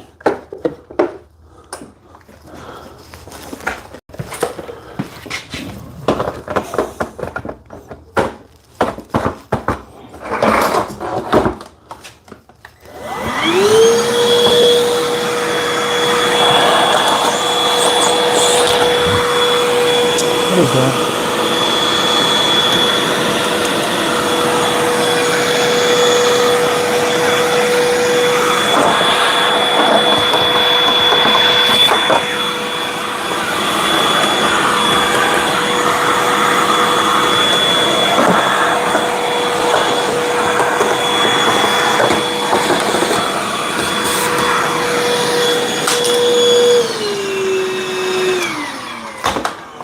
Okay, from one electrician to another. Haha, rip headphone users. Yeah, sorry. I forgot.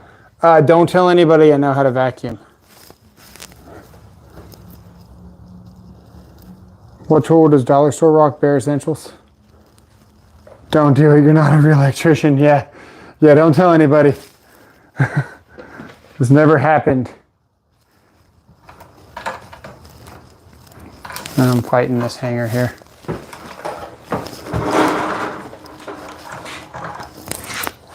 Hang on.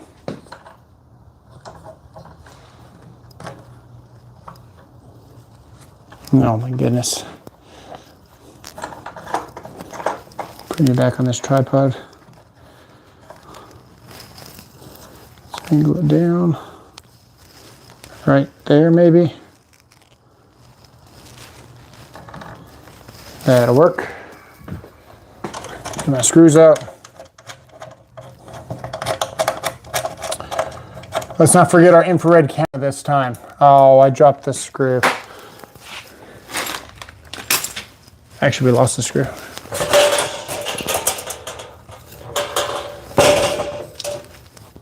Cool.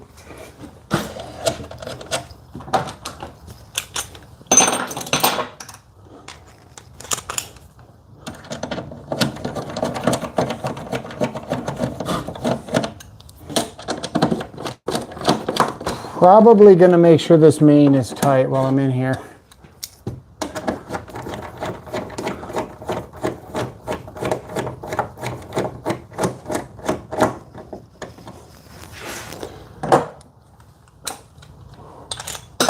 We'll go ahead and check on it. Yeah, it's still tight. Yeah, it's tight, okay. Power's off, so it's not like it matters yet.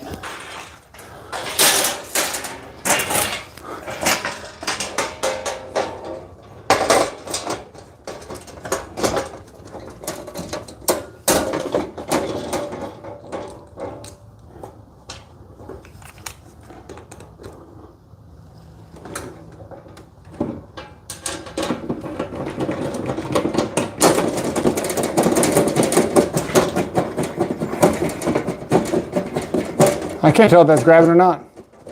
I don't think it is.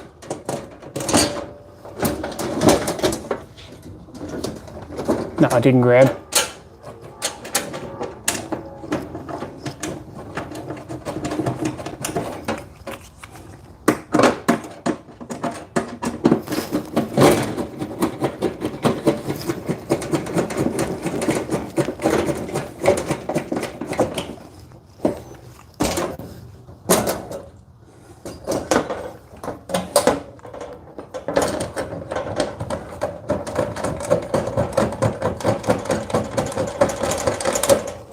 like the ASMR of tightening screws. That wasn't cool.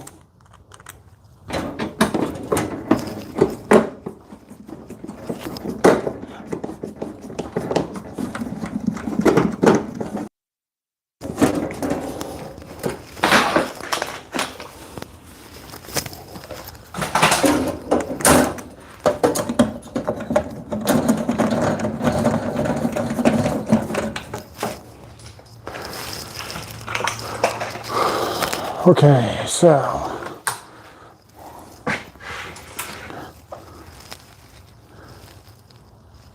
I was almost napping until that damn vacuum cleaner started. My bad. Yeah, extra screws, exactly. Hold the broom in the left hand straight upright in the wall, lean 45-degree angle. And now you're broom certified. That's awesome. Okay, so we do have the interlock, right? If the main is on, panels off, doesn't matter. If the main is on, we can't turn the generator on because this interlock is in the way. So main turns off, this slides up, generator is able to turn on. If we want to turn the main back on, we have to turn off the generator first. So right now we can't turn the main on. We are going to turn it off, and this is going to drop down immediately. And now we can turn the main on. So that is how that works. And you definitely want to interlock. We installed this live in about 5 minutes, blind, never installed one before. Inspected a bunch, but never installed one before. Not too hard to find out. Cousin blew his farm up because he didn't do that. Dang. Kurt Key, yeah. Yeah, Kurt Key, interlock, all that stuff. So you're going to plug your gas generator inside? No, it's on wheels. So you can just roll it out the door. But that's our cord there, or that's our plug there.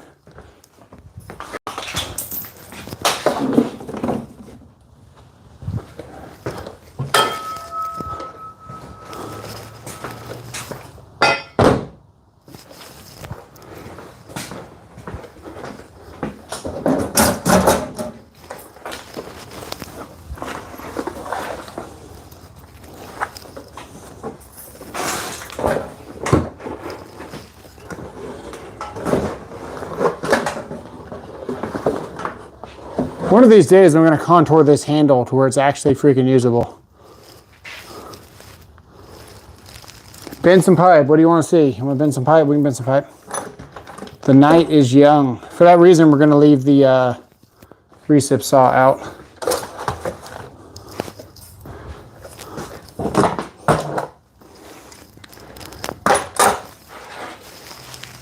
We've got a pipe running pouch ready, or we have one ready. That's my pipe running pouch, I think. It's the big channel locks.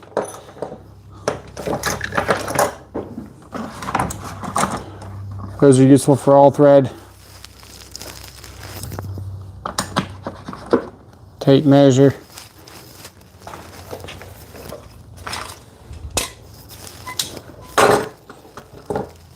Shepherd's hook. You want to see a shepherd's hook? All right. How much offset do you want on the shepherd's hook?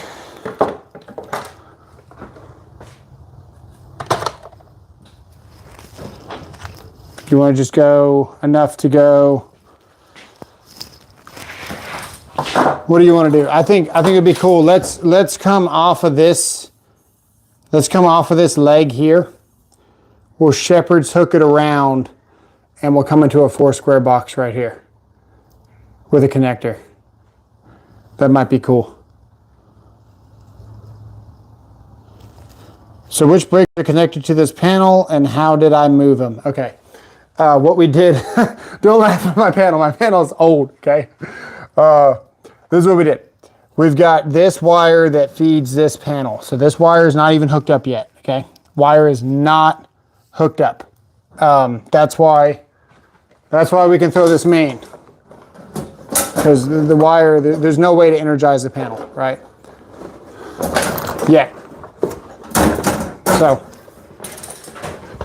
we ran 4 number 12s for 4 essential branch circuits. One's for the fridge, one is for the internet, one is for the lights, and one is for what goes to the HVAC unit.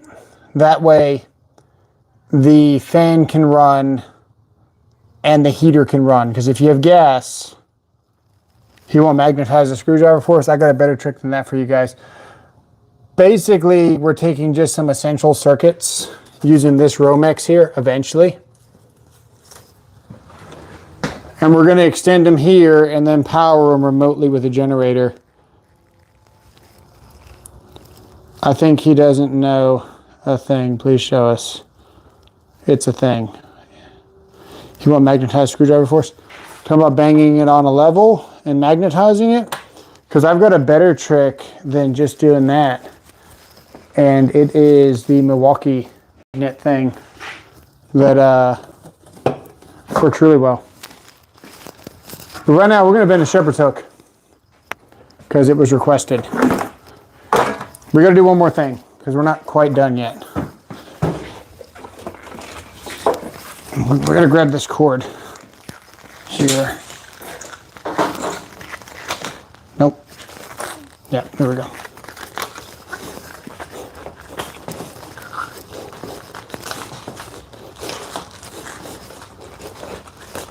Uh-oh.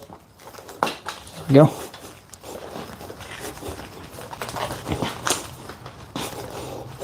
Proper way to run out of cord, by the way.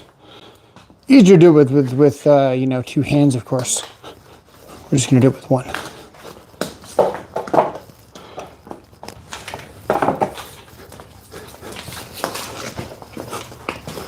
That's how you run out of cord. And then, if you want to get this side over here, what you do is you pull this straight like this, and then you pull this side out like this, and you let it spin.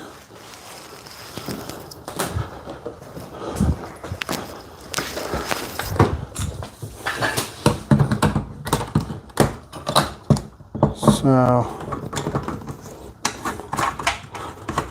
that's kind of cool. I like the twisting feature of that.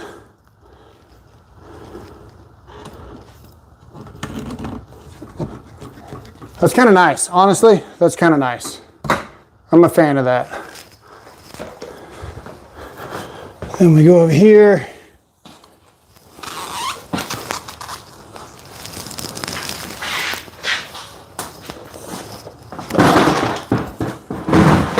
We kick our trash can over.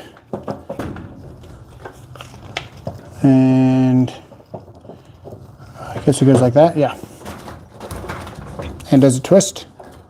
It does twist. Does it pull out? It does not. Nice. Yeah, man. Getting a DC power mat and an oscilloscope would be cool. Okay, so we got all this cord to reach outside the garage. That's how you wire that. I'm a fan of that, actually. Oops, sorry.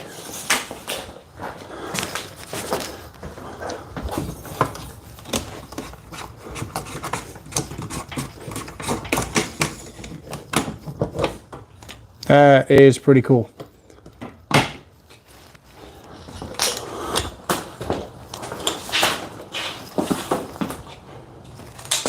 Okay.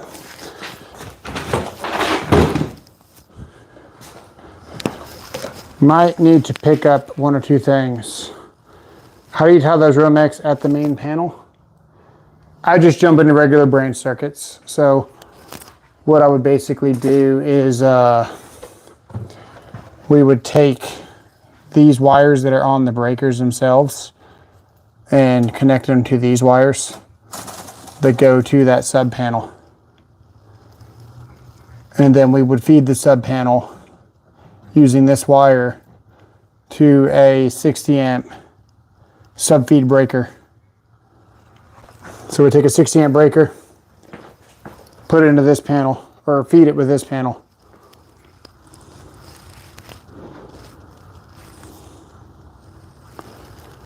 Always pull up, not out.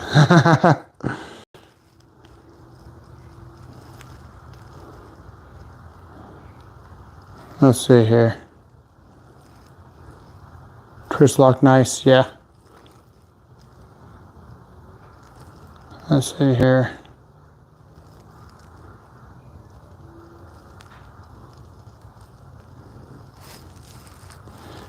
Yeah, if you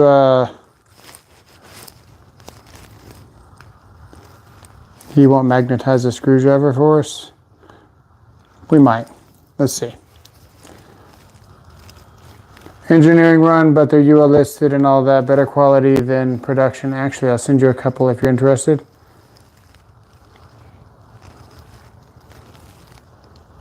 Maybe. Some dimming light controllers if you want one. That'd be cool. Yeah, maybe. Hit me up in the email. conductivewood@gmail.com. Right now, we are going to be bending some pipe. So we were requested to do a shepherd's hook.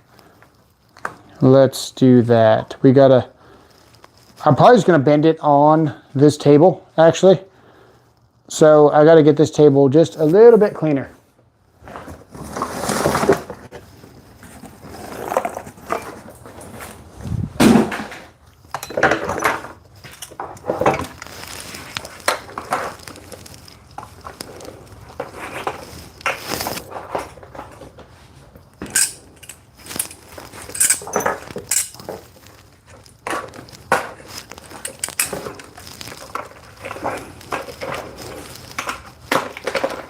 Just got to put some stuff back in my tool pouch real quick.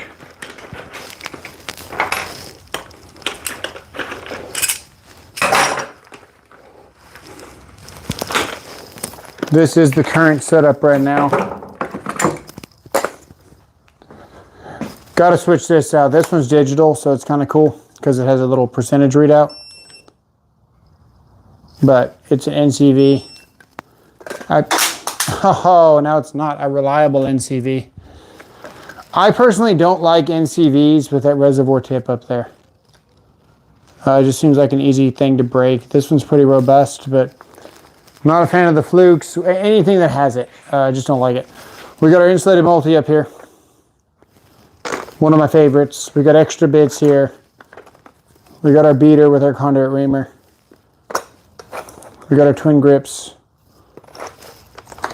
We got our 7.5 inch Cobras. Newest addition to this year. I've had one previously and I've still got it. I got to throw it away. It sounds weird, but if you guys know, you know. I've got to get rid of it. So we bought another one. 5/16 for Tapcons. Wobble for devices. Volt claw, which is probably the most underrated tool that you'll ever come across. Diagonals. And then our new modified Knipex with the grinder where we get more grip. Video's out. It definitely gives you more grip. Makes up really good joints now. And then this tape measure. I kind of like this tape measure. It's a little button here and it lifts up to get it on your jeans or whatever that much easier. It's kind of a nice little feature there, that little button. Just push it and lifts it up, makes it easier to get things on there. Now, the question is, what is the retention on this pouch? Like, you know, because you want your tools to stay in your pouch. How's the retention on the pouch? It's pretty darn decent.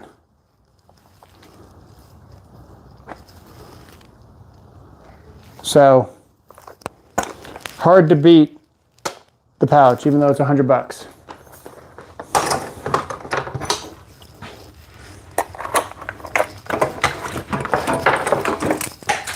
We just got to move a couple of things. This is the box that we're going to enter with our connector. So we'll set the box right there for now.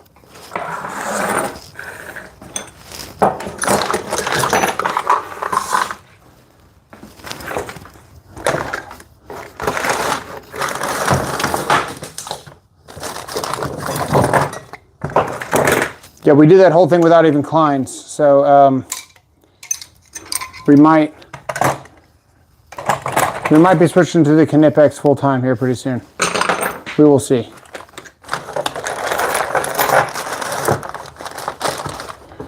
We need another connector. We're going to steal this one.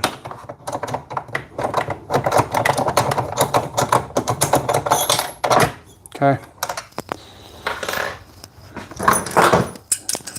Now this is a very tight 90, so we might have to beat this connector to get it off. Yeah, we will. We are going to have to beat this connector into submission.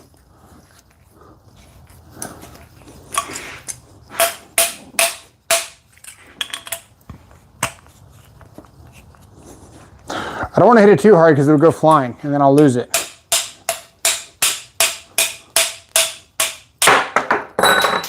There it goes. Okay, got a lock ring.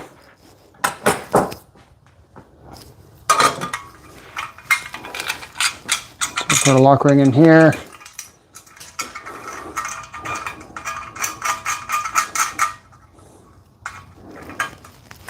I don't even know if the ring still works because we tightened the crap out of that thing on the egged connector, so I don't know. I think what we're going to do, we're just going to switch it out. We're just going to switch it out for a new one. Oh no, it's alive. We're good again. We brought it back to life. Okay. Box is here. What we're doing, we're just going to bend a little shepherd's hook per request. So we're going to be going off the face of this, come around, and then 90 right into this box. Just like that.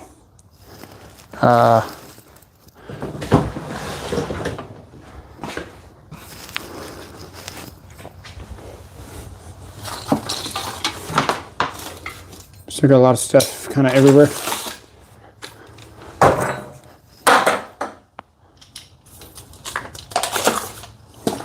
Cool, we're ready to level. Right there.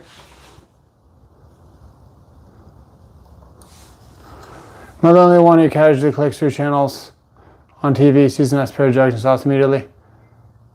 Probably not. I'm gonna guess no.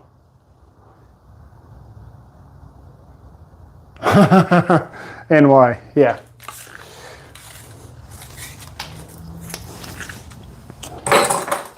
All right, we need some pipe, so we're gonna grab some pipe.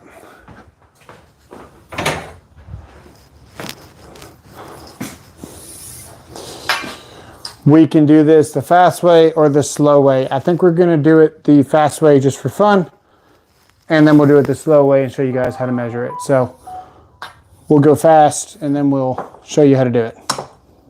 I'm gonna cut this right here just for the purpose of not having a whole lot of conduit to work with. Be able to show you guys on camera easier.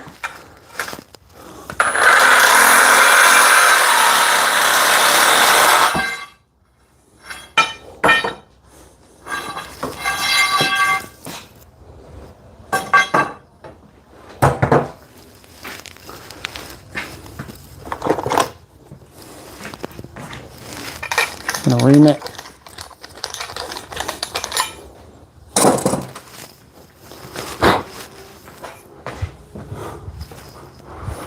Shepherd's hook is pretty much a 90 and an offset. So what we're gonna do, we've got an obstruction here. We're gonna get our measuring tape. Looks like the obstruction, we'll call it 2 inches because that would give us ½ an inch of space between here. And yeah, so based on 2 inches, multiplier is 4. we're just going to go for it. So we're going to do a bend first. We're going to do a 90-degree bend like this. And I guess I'll put it on the table to show you, or we can just bend it like this to show you it's 90. We'll put it on the table. Yeah, that's close enough, right? We can perfect it here in a second.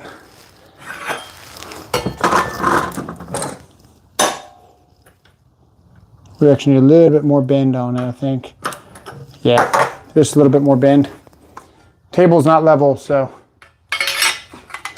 just from bending on the table earlier, I know where it needs to be. It'd be right about there. And then we're just going to do another offset. So basically we are going to, the idea is that for a shepherd's hook, which is terrible, you should avoid doing them at all times. Basically, if this box is way like right here, right? We need to be able to get the pipe back to the wall here. Man, everything is fighting me tonight. Everything's in the way. Hang on. I got a big old mod box in the way. Okay.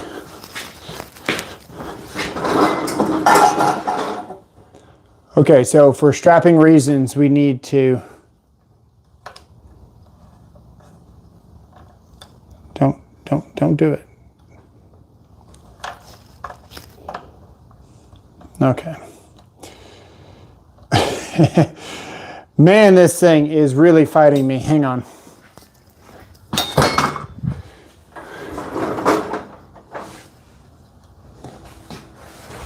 That looks pretty good, but you guys are sideways, so we're not going to leave you sideways. Hang on. But we do have to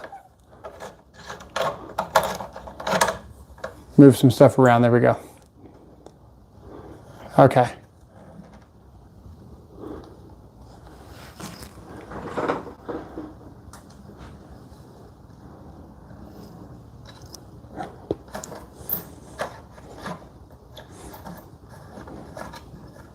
Okay, there we go. Now we're looking better.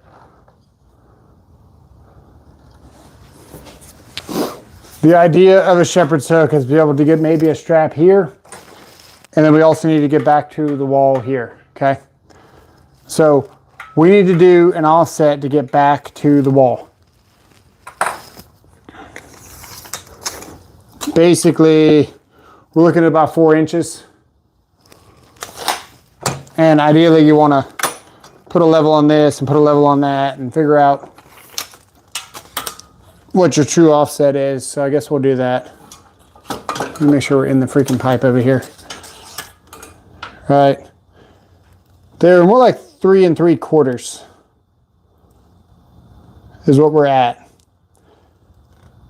So we're going to do 3 1/4 offset. And what that means is we want this bend to go this way, and then we want to level back down. So the first thing I want to do, we actually want to bend this way. And we said we were 3 1/4. I think we said, so that means that our multiplier is 2. So our spacing is going to be 6 1/2. Yeah.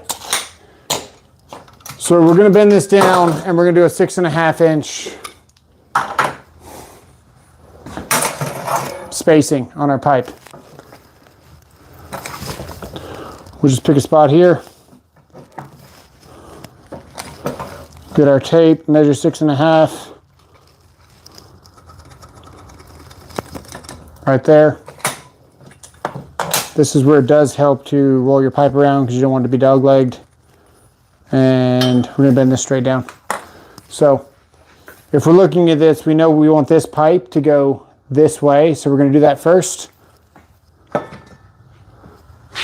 We're only going to go 30 degrees and we're not going to dog-leg it. A couple of ways we can do this. We can put a level on this bender here. We can put a level on this piece of pipe right here.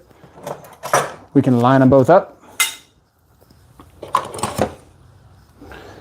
There's a couple of ways we can do this. This is by far the most ghetto way to do it. I would just eyeball it personally. But we will explore how this works. Okay, bender's level. Roll the pipe down. See, I don't trust that. I really don't trust that. I'm better off eyeballing it, honestly.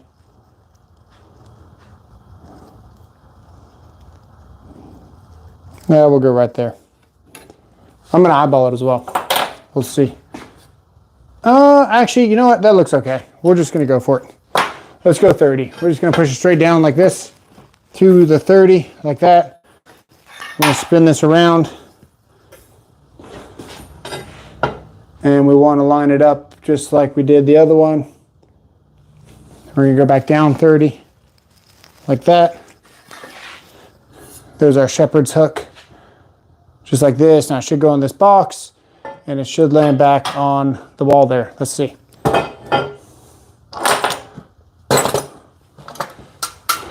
Box, wall.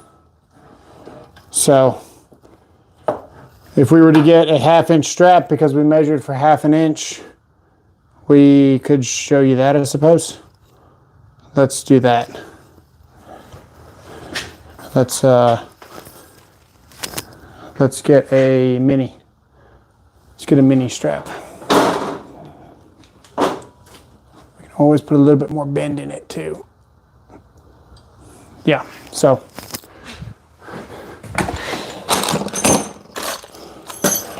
gotta find the minis. We had all that stuff earlier. Right here. So if we were to put this strap on here, we'll just slide it over it.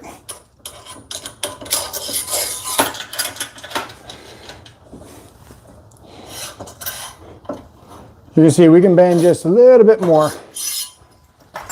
We'll go just a little bit more to make it perfect. We'll go down.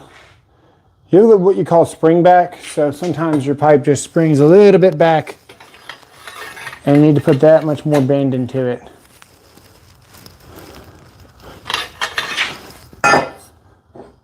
Okay.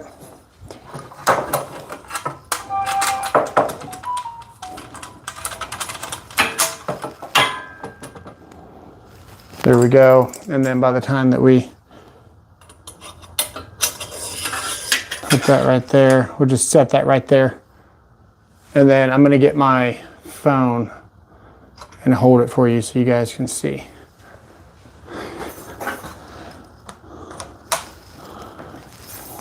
Okay. So you can see here,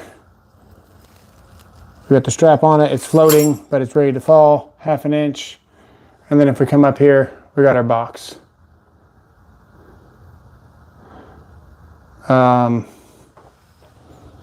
There's your shepherd's hook. Are we dog-legged? Actually, no, we're pretty darn straight. That's pretty straight. Yeah, it's not too bad. Not too bad. I went from shepherd's hook to shepherd's daughter. Just buy some LBs or use flex at that point. Yeah. You can do it. Yeah. He was born with certification and all. Went from a shepherd's hook to a wizard staff. How long you been doing this? I don't know. 2007. Been doing this. YouTube, 3 years. Been an electrician since 2007. Now I'm an electrical inspector. I've been an inspector for almost 8 years now.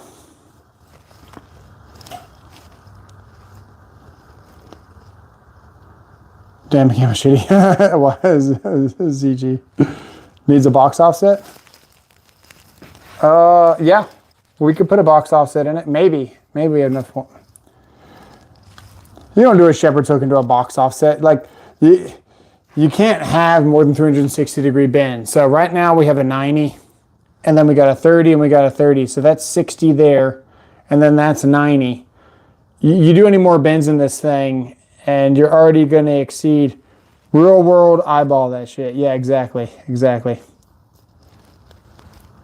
As straight as the guys you work with? Well, there you go. But why? A good example would be halide block wall. What you typically do if you were to kind of offset out of a wall. So once you get above the ceiling, you might offset out of a wall. But every once in a while, you need to go over a wall to get to a box. Like the box might be flat here. So if the box is sitting like this,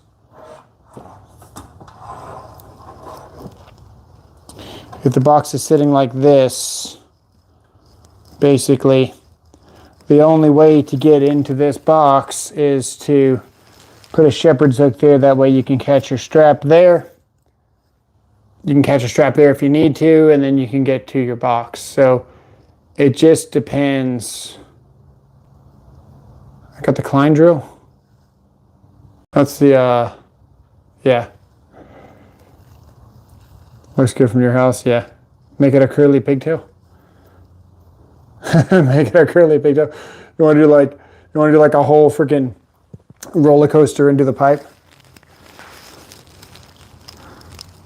The shepherd's daughter is a nice shepherd's pie. You have too much fun with the shepherds. Even a Klein broom. No, dude, don't say that. Nobody's got a Klein broom. Nobody got a Klein broom. I just spilled my drink. Not my drink. I just stabbed my drink right into that screwdriver and poured it on my Conduit there. That's right. Minimal damage. We're good.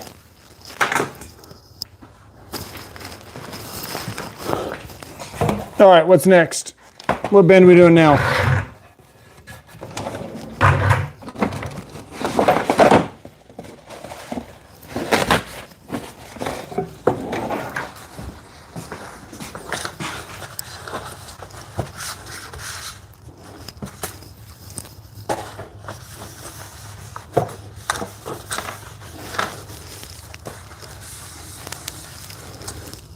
Hickey bar or go home, yeah.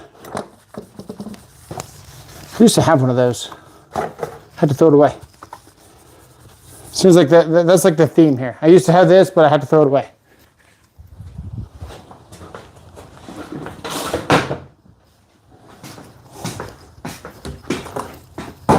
All right, what are we bending next?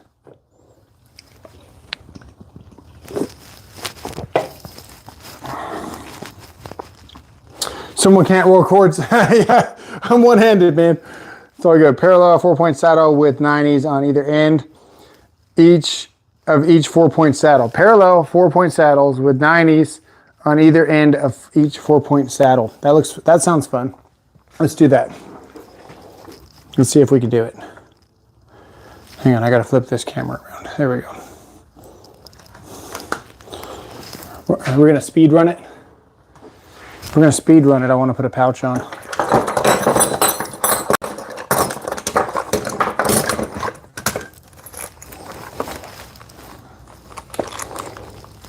Two 4-point saddles, we'll do them at 2 inches tall.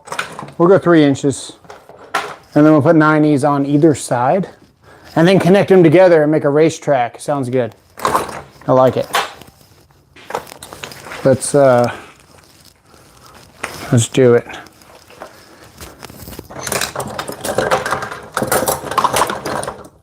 I'll have to see how much conduit I have actually.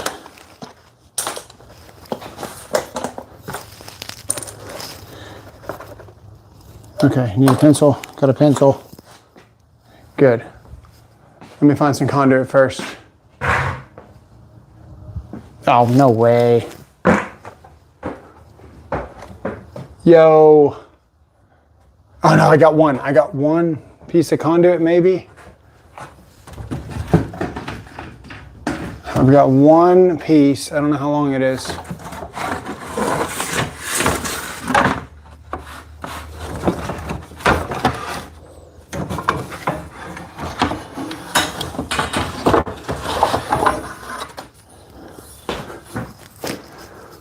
We got 2 pieces of conduit here, and they are close enough to the same length. Let's just do that. Let's just do that.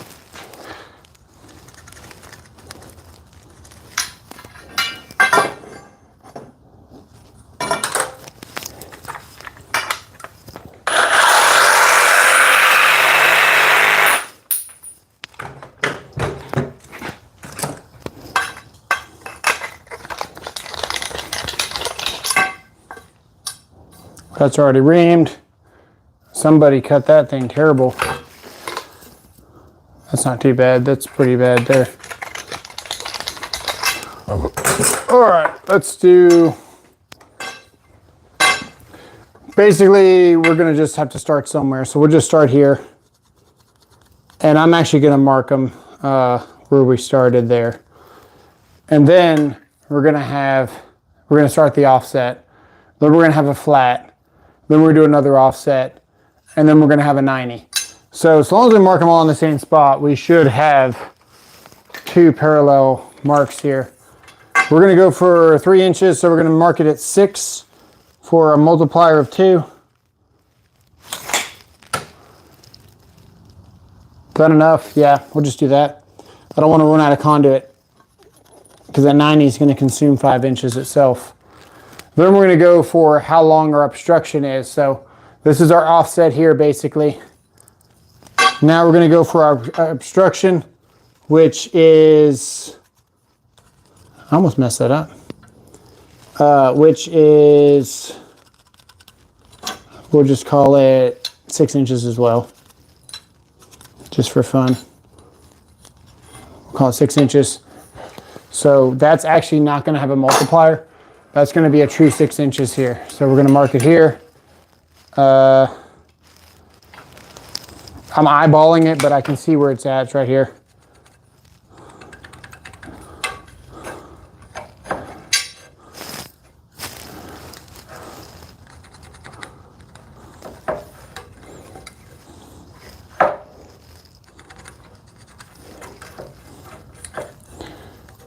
And then we're going to finish it with another 6-inch mark, which is really the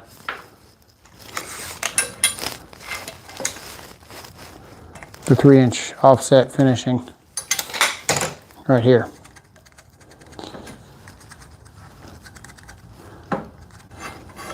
And then we'll just bend some stub 90s on the end of it and call it good. Okay.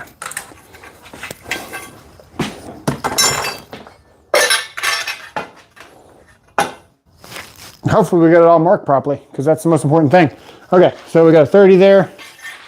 We're gonna roll it down. We're just gonna eyeball it real quick, like this here.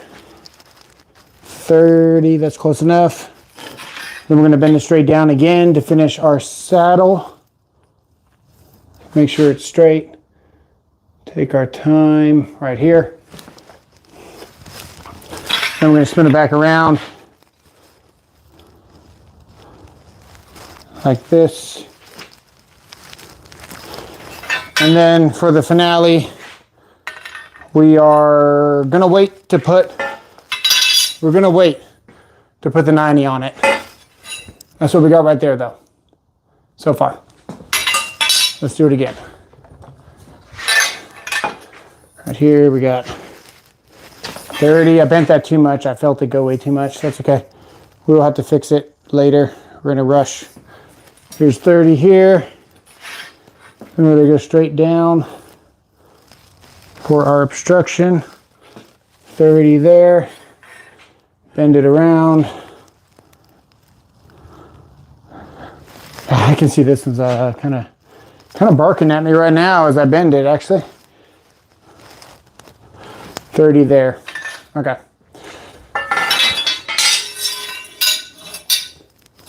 Let's get the camera. Let's see how we did. Okay, so pretty good for quick. Let's put them on top of each other and let's see what happens. It's guaranteed to be overbent, like at least some way, shape, or form. with how fast we do this. I can't hold this damn camera and do this. Hang on, I gotta get you guys close.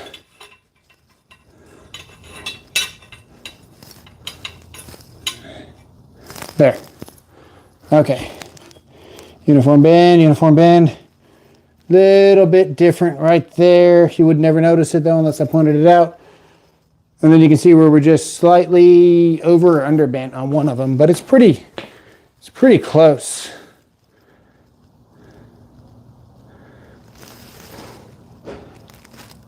So that's 2 pipes. There's 2 pipes there, in case you didn't know. And then he wanted a 90 on it, so we'll just go ahead and bend a 90. So we'll just put a stub 90 on both sides, I think was the request. Let's see. Yeah, I appreciate it, Bredsville. Okay. Let's do...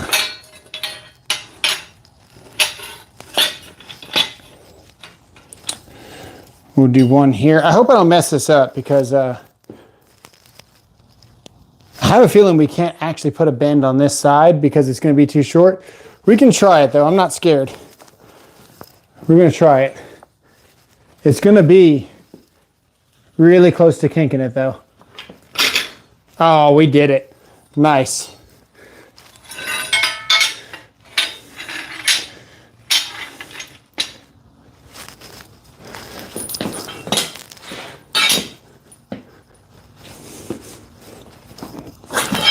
Foot pressure is key here when bending, of course. We're probably going to be kinking it if we're not careful into the bend here, but at this point we're just messing around.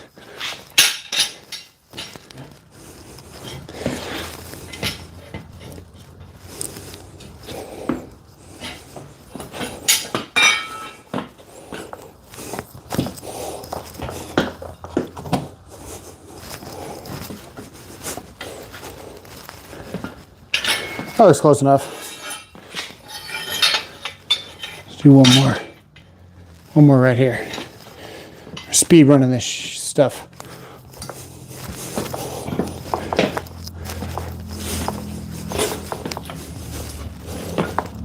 That's good enough. Okay.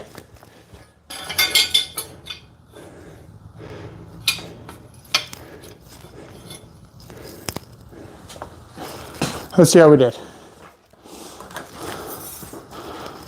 Haha!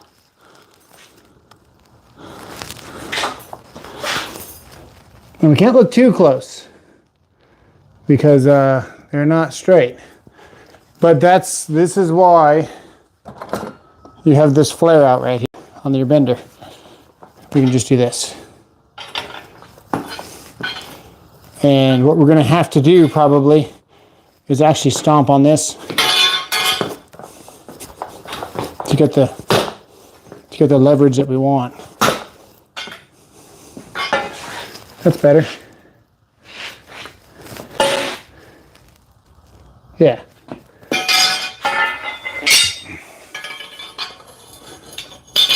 Haha. Nice.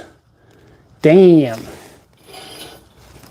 Now for this side, what's going on with this side? Oh, it actually looks pretty good. Damn, dude, I would hire me. That's not bad. Who needs an exhaust for like a, you know, a 1 liter Pinto? Let him cook. What's up, Josh? What's going on, buddy? Now to connect them. Now to connect them and create the ultimate racetrack.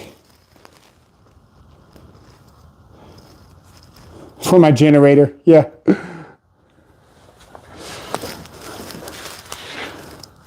That's fun. But bending conduit, man, is so fun, dude. I miss it so much. I miss bending conduit. Like bad. So that was cool. It's a good challenge. Is to put your kid's car seat, yeah. Exactly. It's exactly what it's for. But I have more hair on my head than you have on your body. I can't beat your mom's mustache though. Dang. Just destroying the guy. Next challenge, bend him straight. That'd be pretty funny. That would definitely be a challenge. So Jonathan's got me feeling bad about my cord now. So we gotta fix it.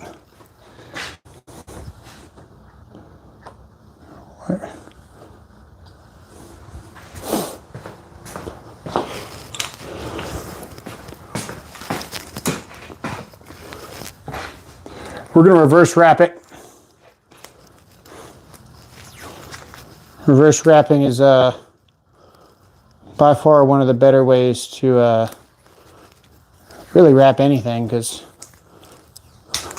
it doesn't get all crappy. So we can do this all day, right? This is pretty easy. There's another way that you can do this, and it's basically just spinning right here and then dropping it in. But there's another way that we can do this.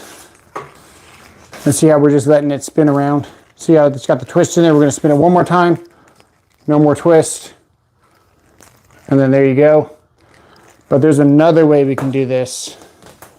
And if you put this in here like this, and we put this loop inside of this loop, and this loop inside of this loop, and this loop inside of this loop, like this, you can bundle up a whole boat of wire and leave it on the roof for a day and then come back and pull it later. And when you're ready to pull it, it doesn't get in a mess. Like, no matter how you configure this, you can't get it retangled. And then all you got to do is just pull here and here, and you can see where it just drops out.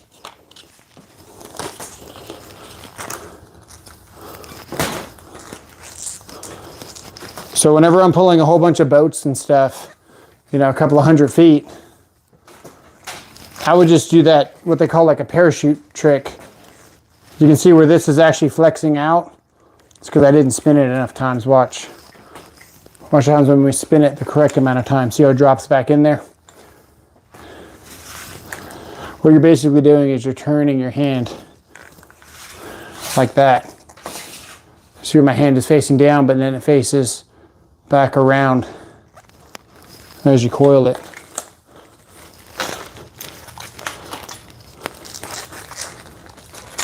There you go. That's how you take care of an extension cord.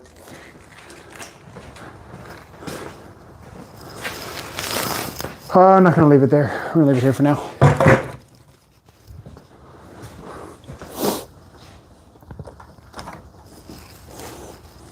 The twirl.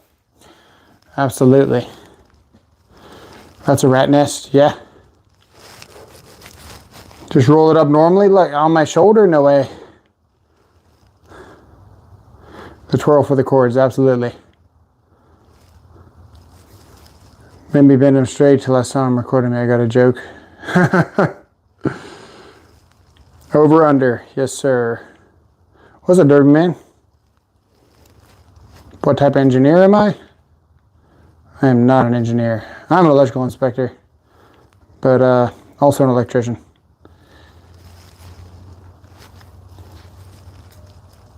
Let's see here. Trying to catch up with the chat. What are we fabbing up? Well, we just did it. We just threw a little generator inlet in here. Damn, that thing is stuck. Why is it stuck? Oh, it's just stiff. So we've got an interlock. It's off.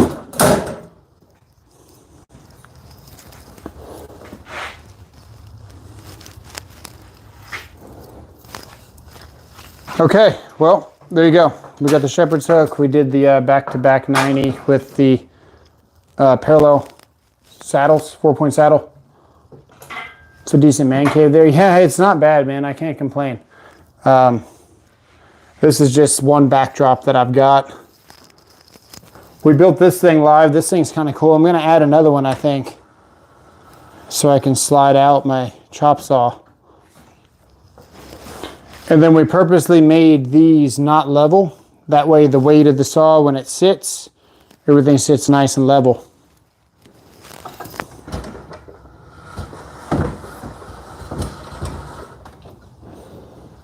Appreciate it. The cave is very sweet.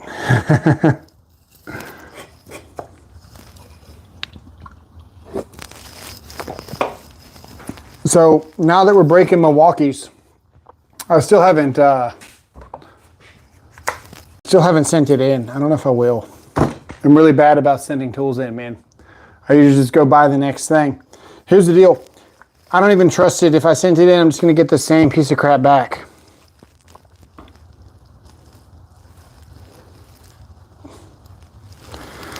You made the bends look easy. I always overthinking and bust out my uglies book. The trick to making a good bend is to have a piece of wire with you at all times. And this is what you do with it. Let me see if I can find a faster tripod. That is the last thing that I wanted to see, but it will work. I hate this thing. Okay. Oh, shit. Just dropped it.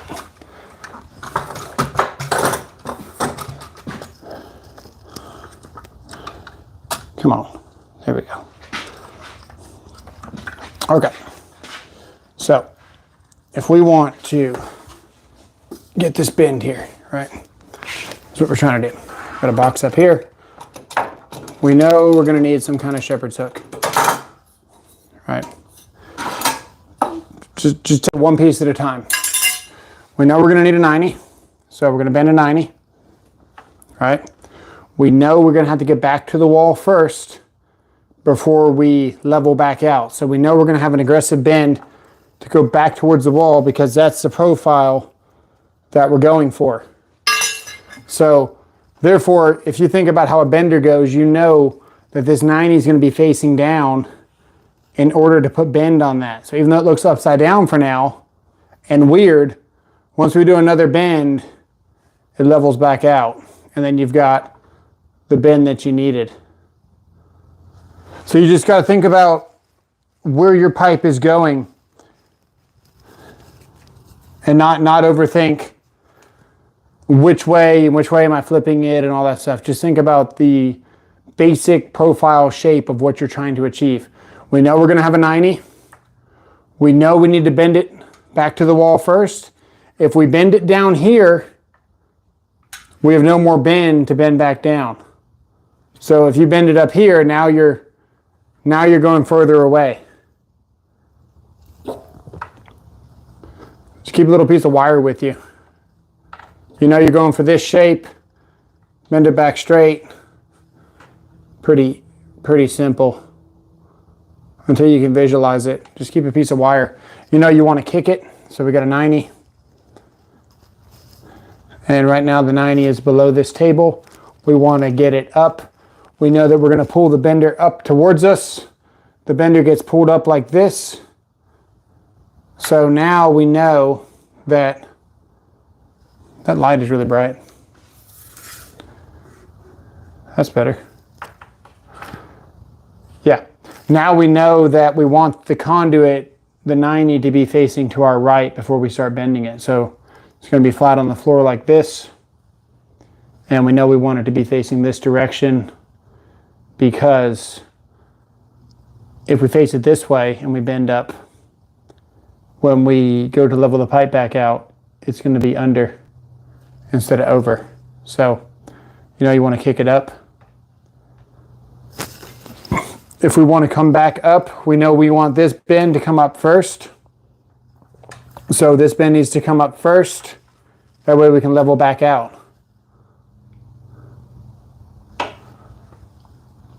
So just having a piece of wire in your pocket or your tool pouch helps a lot when it comes to, you know, just running conduit and not overthinking it.